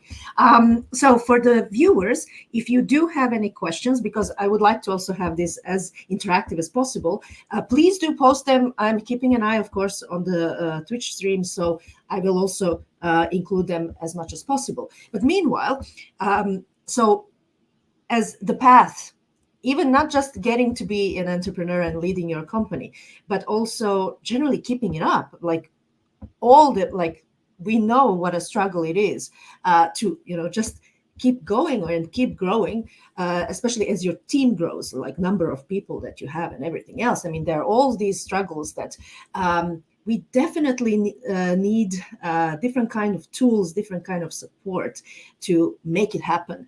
And I wanted to ask, are there any particular, let's say, tools, tricks, tips, and maybe even a possible mentorship or other experiences that really enabled you and still enabling you to do your job? I can tell you from my side, besides being very much, project management and all this, like plan extra carefully and then execute that, but really plan really, really thoroughly. And then also mentorship has been a big part, both being a mentor, but being mentored by industry leaders. It has been enormous help to really hear, if nothing else, different aspects, different stories. But for you, anything like that you really change kind of, or something that you discovered as a practice, and now this is something that you really cherish. And please, anyone can start. I don't want to go let's have it as more of a discussion. So that would be one thing I wanted to. I actually just like mentorship. Yes, like this is one of the reasons why I love working with WIGI and other groups, because it gives me an opportunity to be able to just talk to great human beings and say, yes, you can. And just the act of hearing that can transform a person's lived experience. And the mentors for me have been my advisor and investor, Mark Long, who just whenever I'm down, he tells me, no, you're getting back up. And on Friday, you're going to deliver this and let me know how it goes. The people who can help you continue to move are those mentors that you put around you that don't let you be weak in the moments that you want to be. And they will carry you far. And so, yeah, love it. Part of my journey and being a leader of a studio and pivoting into games pretty recently has been identifying my weak points. And so for me, it started off as just learning everything about the game dev process from the AAA scale down to the indie scale to see what I could learn and what I could apply and transfer over from my previous tech experience there.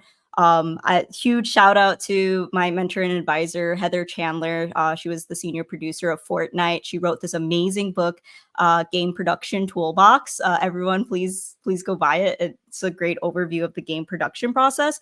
And very quickly, I could just figure out what I was not good at. I think I was a great producer, project manager, all that stuff. But my weaknesses at the time were marketing, legal, and even just like design review. I didn't know about what good topo looks like, things like that. And so I was very quickly able to get those and then find like very specific resources to fill the weak spots or hire the people that fulfill those weak spots. Yeah, I would definitely add to that. I mean, I think one of the things I had to learn very quickly was that, moving, like, especially if you're transitioning from another job, like from being at a company, because the job I had at Microsoft, I created the team at Microsoft. I created my job at Microsoft. So it was a unique kind of job that had a lot of authority with it. I mean, I would regularly talk to Bill Gates about these issues that, why was a game or a product banned by a certain government, et cetera, et cetera. And then you go from that to going to the outside world where nobody knows who you are. And so how do you assert your thought leadership? And for me, I'm a baseline introvert who can fake extroversion really well, like even at this moment. And I had to think about, and this was where mentorship really did help. And my early mentors were a lot of people I worked with at Microsoft who I really admired and had worked with for many, many years. And, talking with them about, what do you think I do well? And, one of them was like, well, you do a lot of great presentations. You're a good public speaker. I'm like, okay. So I will assert my thought leadership in this particular field of culturalization, which nobody had heard about. So I'm like, any chance I got to be on a stage, whether it's GDC or anywhere else, I took the chance, got up there. And basically that was a lot of seed planting. Of every time I would give a talk, I'm planting the audience with seeds about this idea. And it worked really well in terms of getting and drawing business, even though it took time. Like, for example, I was able to get Lego as a client, but that was a 5-year delay. I gave a lecture at GCAP in Melbourne. And then 5 years later, right before Gamescom, they reached out to me saying they really want my help on a project. And I'm like, how did you even know I exist? And they're like, well, one of our people was at your talk at GCAP in Melbourne. I'm like, okay, that's cool. So public speaking really helped me. So I leaned into what I thought was one of my strengths. And then the other thing was basically just leveraging the network, because a lot of work that I was able to get early on, including my first major client after Microsoft, which was Google, because I created a geopolitical team at Google, just like I did at Microsoft. But that all happened because of one of my good friends at Microsoft, who was the head lawyer for Microsoft China, connected with somebody at Google who was expressing all of their frustrations over the same kind of stuff I had been helping Microsoft with for 13 years. So they connected us, and that basically kind of really opened things up. And so really having to leverage your network and not be shy about it either. I mean, you're starting a business, you're an entrepreneur. So you really have to push yourself, especially those of us who are introverts. You really got to push yourself to leverage that network, because you'll find that all those people around you, they really want to help you and support you.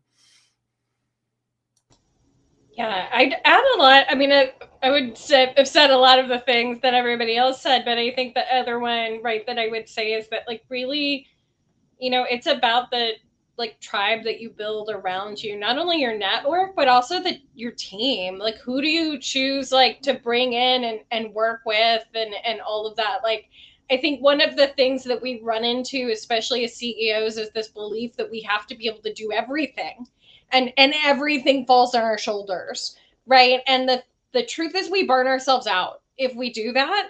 And so I think one of the things that I've learned definitely in the last couple of years is, like, the power of leaning on the rest of my team, to pick up the pieces and do, like, their part, right? Or talking to them when I'm like, I'm overwhelmed, right? I mean, I spent the last year with, battling a major health crisis. And, I just become a CEO of a startup, and then I got diagnosed with cancer. And I'm like, do I just stop? Like, right, how will I do this?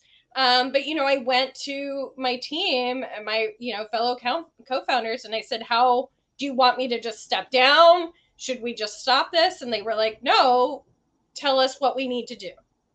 Right. And it became like, we divvied up the responsibilities. We made a clear plan on like when I was going to need time, how long I would need, that kind of thing, and who was going to handle what. And like, we got through it. Right. And like, we've been able to do that for each other, on and off as like, because the truth is we all have things that we're battling with. And when we lean on each other and we have this open communication of this is what I can do right now, this is what I can't, can somebody else handle this thing, right? Like, we realize that we're not alone, right? It's not just about me running this studio at all. It's like the team. I'm just one part, right, of a team. And that's really the biggest thing. And then I recommend to anybody out there who's thinking about starting a company, like, don't think about like who are making sure that you're able to delegate and hand things off and express when things have become too much and you need time, right? Set your boundaries. Like if you were an 8-hour at work day person, cut your day off at 8 hours, right? Don't burn yourself out. The like favorite phrase I have is like people have to remind me on a regular basis, put your mask on before you help everybody else, right? So like you can't run the company if you're falling apart, right? So make sure that you're taking that time and you're aware of what your needs are to do that. I think I would add a couple of things. Post-it notes. This one on my computer, live on the computer, I just pulled it off. All right, ready? Okay, so magic, surrealism, mystery. So these are kind of my current focuses. Like, don't forget this, right? This is what it's all about. This is what my experience is about. And it's right there. I see it. And then I've got quotes. So this one's from David Bowie. Roughly. It says, remember the reason you started working was to manifest something that was inside of you and discover, yourself more in that process, and never try to fulfill other people's expectations. He says, never play to the crowd. So I love these little inspirational things that kind of helps me on in the micro loop of gameplay of my job. But to take a step back, a couple other things I would like to add is find groups of similar folks, with the same kind of passion, facing similar challenges, and have maybe a couple of ways. So for me, it's meetups for XR. I have some women's groups I'm part of, and other kinds of things.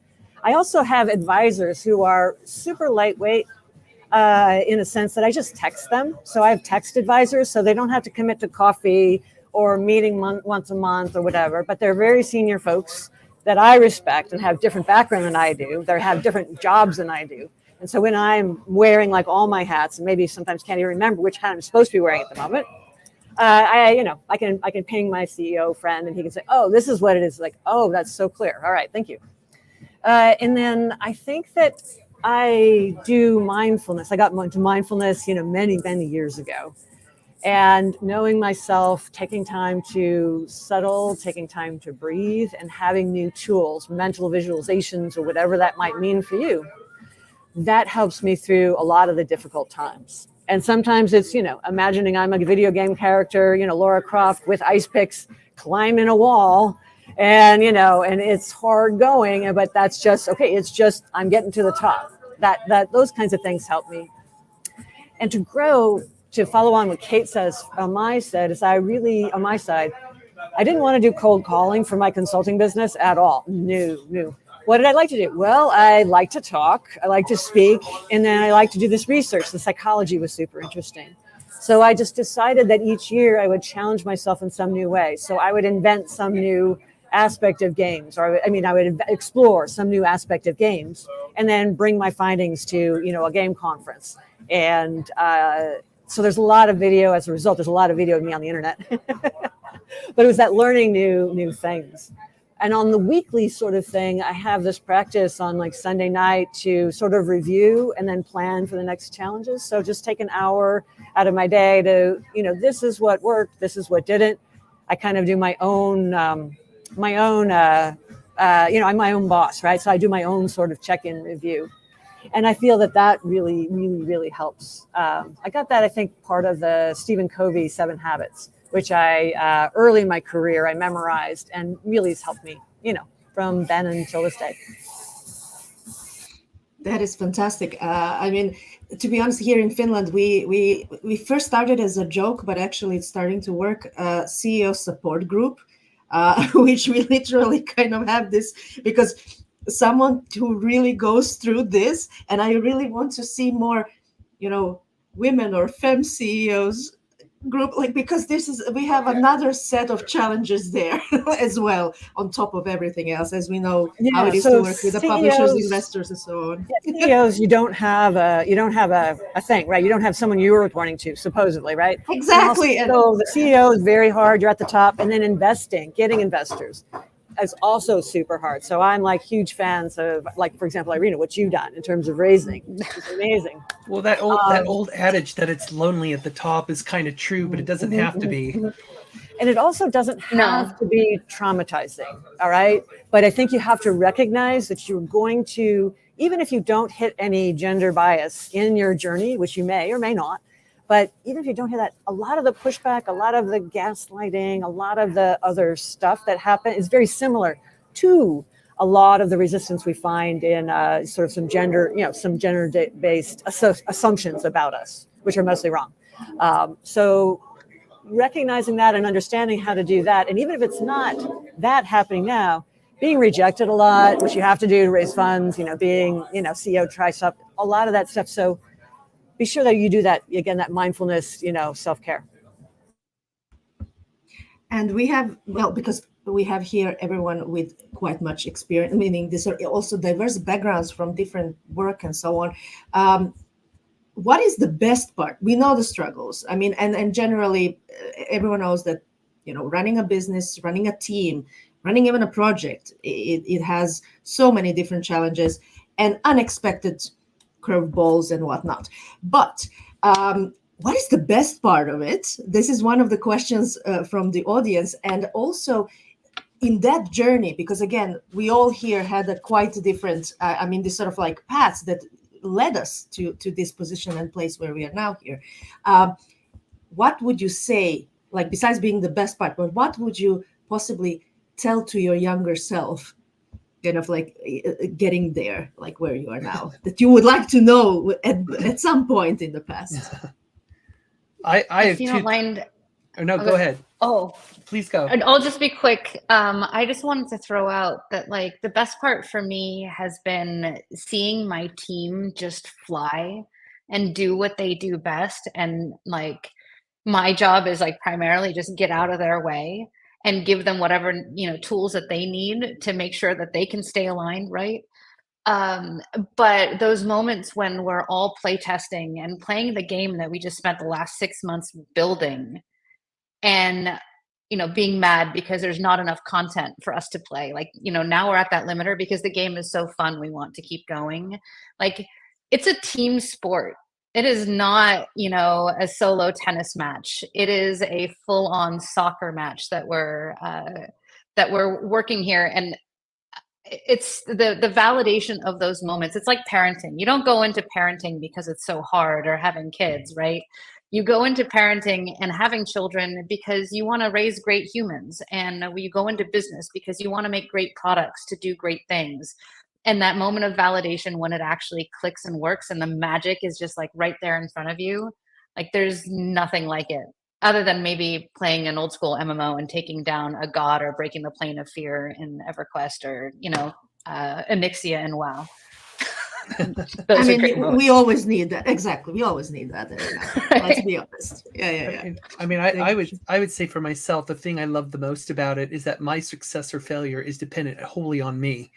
I'm different. I don't have a big team that works for me. I have a lot of subcontractors that I bring in on different projects. So for the most part, on a day-to-day basis, it's mostly me doing this consulting work. And I love the fact that I am not dependent on office politics, on all kinds of horrible performance review mechanics like stacked ranking at Microsoft in the old days. None of that stuff impacts me. So basically my success or failure is dependent on me. And I love that responsibility. I don't like having, those external influence. I mean, yeah, there are some external things, economic ups and downs and all that kind of stuff. But for the most part, even those I can navigate, if I'm resourceful enough. And, to your other part of your question, what would I tell my younger self? It kind of relates to what Nicole said earlier. One of the quotes that I love is a Mark Twain quote where he said, "Comparison is the death of joy."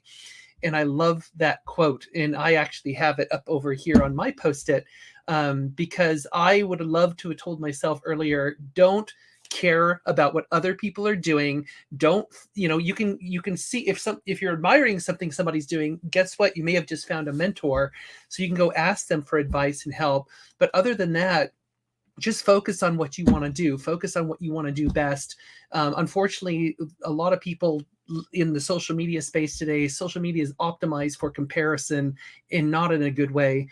So I would encourage you as much as you can to just kind of separate yourself from that cycle of just constantly seeing what everyone else is doing and just focus on the joy of doing what you're doing.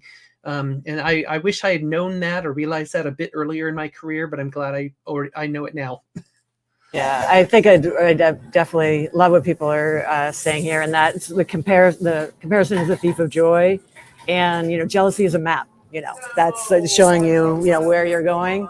I've been into some hard times where it's like, oh, someone is taking credit for something that I spent 3 years on or whatever. It can be challenging, but I think I would say the best part for me is seeing people play the game.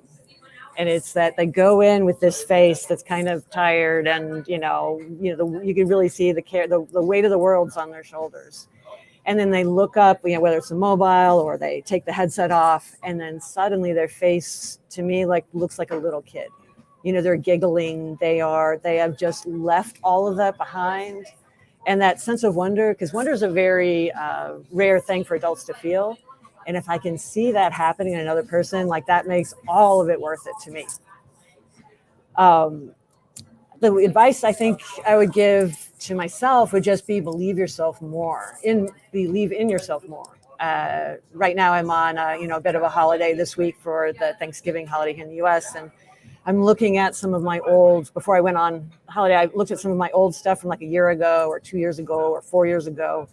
And I can remember that feeling when I last played it of just, there was this, oh, it's not good enough. And, oh, it's awful, it's terrible. And then I'm looking at it now and thinking, wow, I really need to believe and not self-doubt in myself more. I mean, even now. And then with a team, one of the things I like is just the ground that you can cover, with support. So having a few engineers, having a few artists, it's more than just me in my little cave. I really like that ability to progress forward faster. It feels like, you're accelerating. Suddenly you're on the downslope and whoosh, you can really go. And then if they're properly aligned, I love how the ideas, they just bring stuff in and there's that vision, right? And then the stuff that they in is even better than any individual on the team could come up with on their own. And so that's the real magic, I think, of teams. And I am like Kate, where I like that smaller, less than 10, somewhere between 4 and 10, because I don't like using performance reviews either. I think for me, the big joy is that I get to rewrite the rules, right? That's the I love that I can go through stuff and be like, this is a frustrating system, or why is the industry doing things this way, or and then I go, well, I don't have to, right? If I don't think that works and I don't think it's healthy, or I don't think it's efficient, then let's try something different, right? Or my team will come to me and say,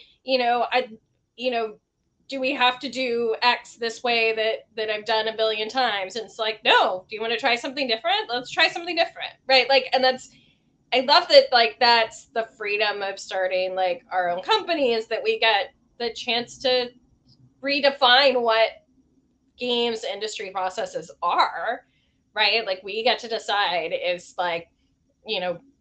how we want our team structured, how we want to, do project management, how we want to, distribute pay or ownership or whatever.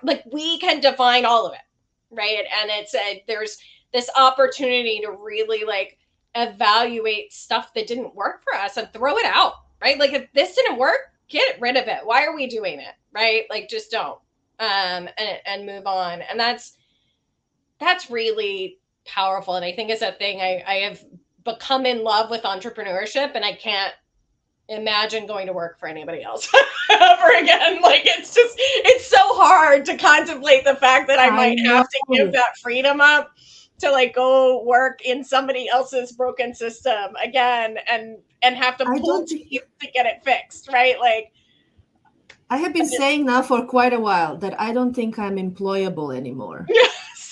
I'm serious, because it's not about, no, I'm a trooper. I'll do all like for the team, for the project. Like, no, but then this nonsense, I'm not going to tolerate it, especially from some men telling something above, which is usually the case. Oh, I also feel from an age perspective, I'm just too old for that crap. I'm not going to tolerate it. Yeah, there's not enough life left. I don't have to make time that for worth that.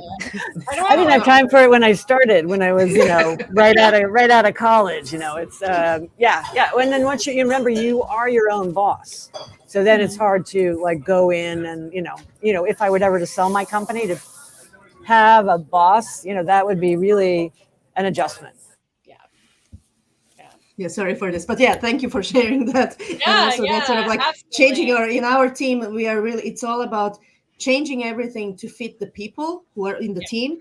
And I so love that smaller teams, but now we are 25. So it's like, that's my limit. I'm now, like, to be honest, I'm very much like done. But anyhow, so thank you all for sharing that. Alina or Irina, do you wish to add Really more? quick plus one to what Athena said. That's one of my favorite things too. And advice for my younger self is you deserve to be wherever you want to be, whether that's tech, whatever like game industry, like you just you deserve it. You deserve to be here. And if I were to give advice to my younger self, it's one of the things I try to remind myself of as often as possible is that we are all responsible for the energy that we bring into the room.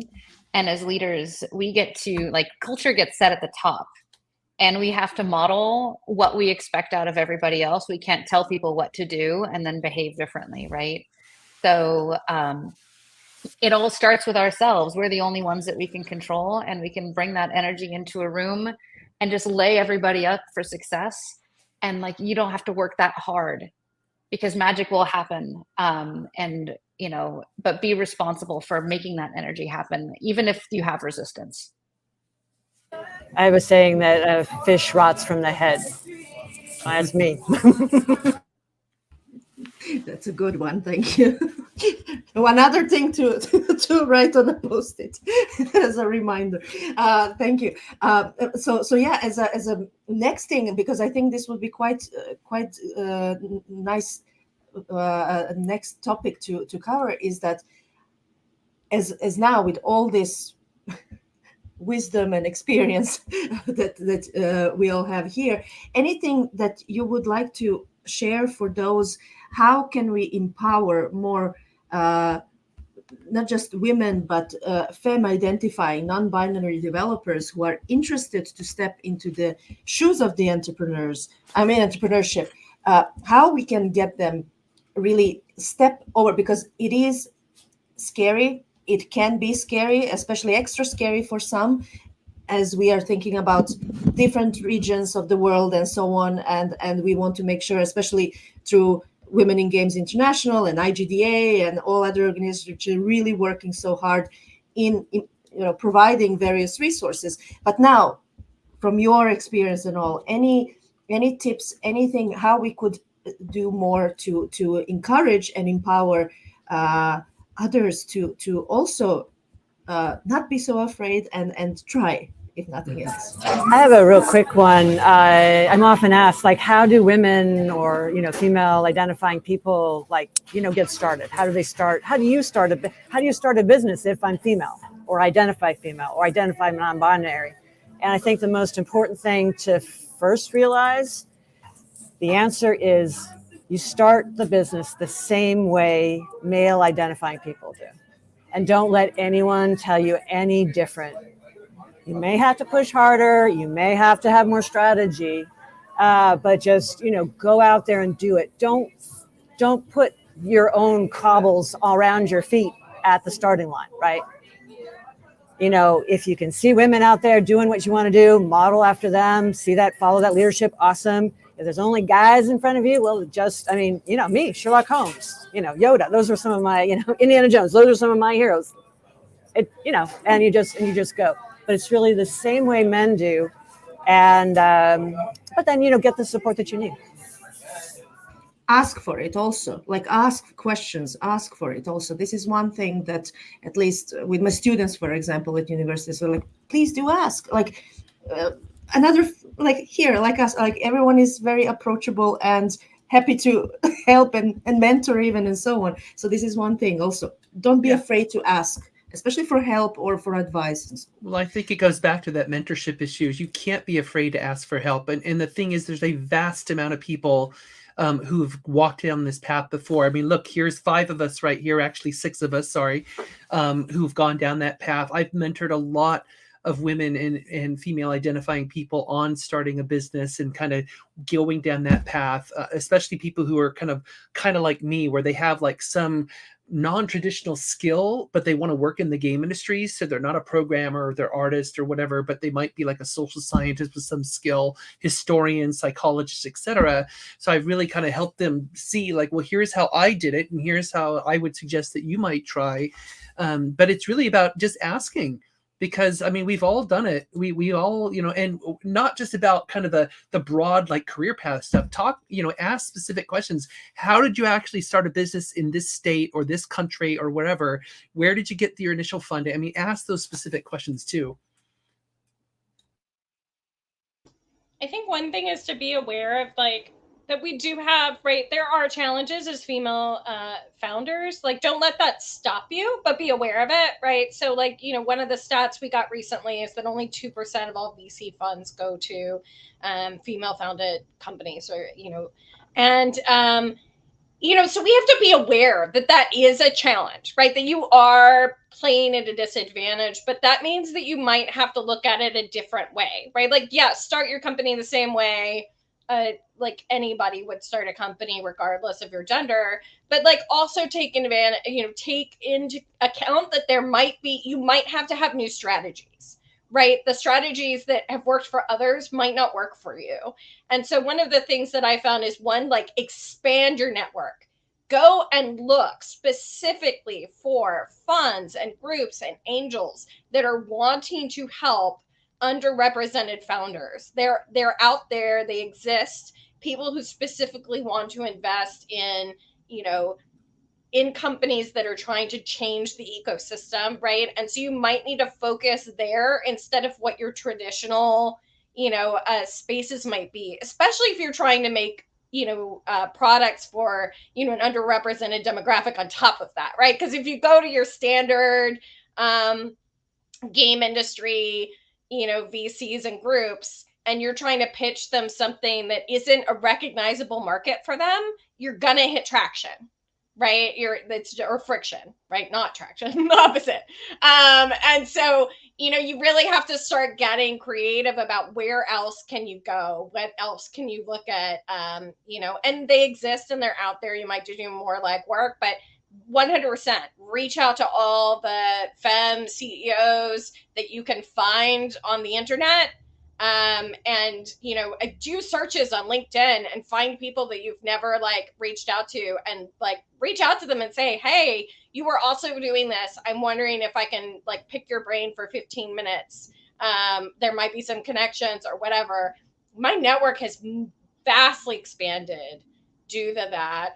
And now I have connections all over the place of people who want to help me find funding because they care about my mission, right? And that it's personal to them. So, that's one of the things, like just be aware you need a new strategy, and it's really about making those connections in your space, right? The thing that, oh, sorry, Alina, do you want to go? I'll just add something on maybe on the industry side. I really think the industry needs to step up significantly. Female founders, we have been carrying the weight and getting other underrepresented folks into our industry. And I would love to see more male allyship and proactive allyship. I think there's a lot of folks who are quiet. They see things that shouldn't be happening, and they're not raising their voice against it. So I think, yeah, if you're watching this and you can help be an ally, think about how you can do that. That's my 2 cents. Go ahead. Yeah, my point was going to be around when you do build a business, you have to continually always keep in mind that you're building a business. So define a business, find how you're going to convert the investment into numbers and that multiplier, because that's really like at the end of the day, money talks. That's what gets things funded. However, we as female founders run into this unfortunate credibility problem. Like, you know, how much credibility do we need in order to be able to have the same level of credibility as some of the people that get money thrown at them for a paper pitch? Like, how much do we need to build? How much do we need to, you know, bleed for them to understand that what we're building is actually an incredible opportunity? And it feels like it's, you know, 500 times harder on our end. So the reality is that we do have allies, but some of them aren't loud enough. And ultimately, somebody just needs to tell them, just like we do in video games. We say, buy now. Hey, you know what? Fund female founders, because you know what? It will pay off. So fund these women, fund like the cool ideas, because they're going to be very different ideas, new businesses, and really new worlds that wouldn't have existed otherwise. That can really expand this industry and help it grow. And new profitable industries too, because it's not just that, oh yes, we should have different variety of games because it should be more variety. No, there's huge, you're leaving money on the table by not funding women. And serious bucks, right? And just on that note, one of the people I worked with at Microsoft, Jonathan Spazzato, who transitioned into more like the investor space after his Microsoft years, he wrote a book a few years ago called Better Together, in which he was laying out the case for why women need to be more involved in the startup space. And he actually made a declaration and got a lot of media attention at the time, where he said, I am only moving forward going to support female-led businesses and female-led startups. And his rationale for that is, he said, in all the history he has with startups, he said the women-led startups are the ones who actually, they actually produce. They are the ones who actually hit their marks, and they're honest about what's going on. They're transparent about it. And so it was pretty enlightening that he took that position. And thankfully, you know, I think he kind of shook up the investor space a little bit to get them to realize they need to be focusing more on women-led businesses. So stronger together is the best way to end this panel. Irina, Kate, Alina, Athena, and Nicole. Also, Women in Games International and IGDA. Thank you all so much, and also for this opportunity to moderate this panel. I'm very much looking forward to another session that we can continue this discussion, because we can definitely speak about this way more. But I wish to thank you all, also audience, for joining us and giving also amazing questions. And yes, keep rocking. Let's do this. Stronger together, as said. Thank you.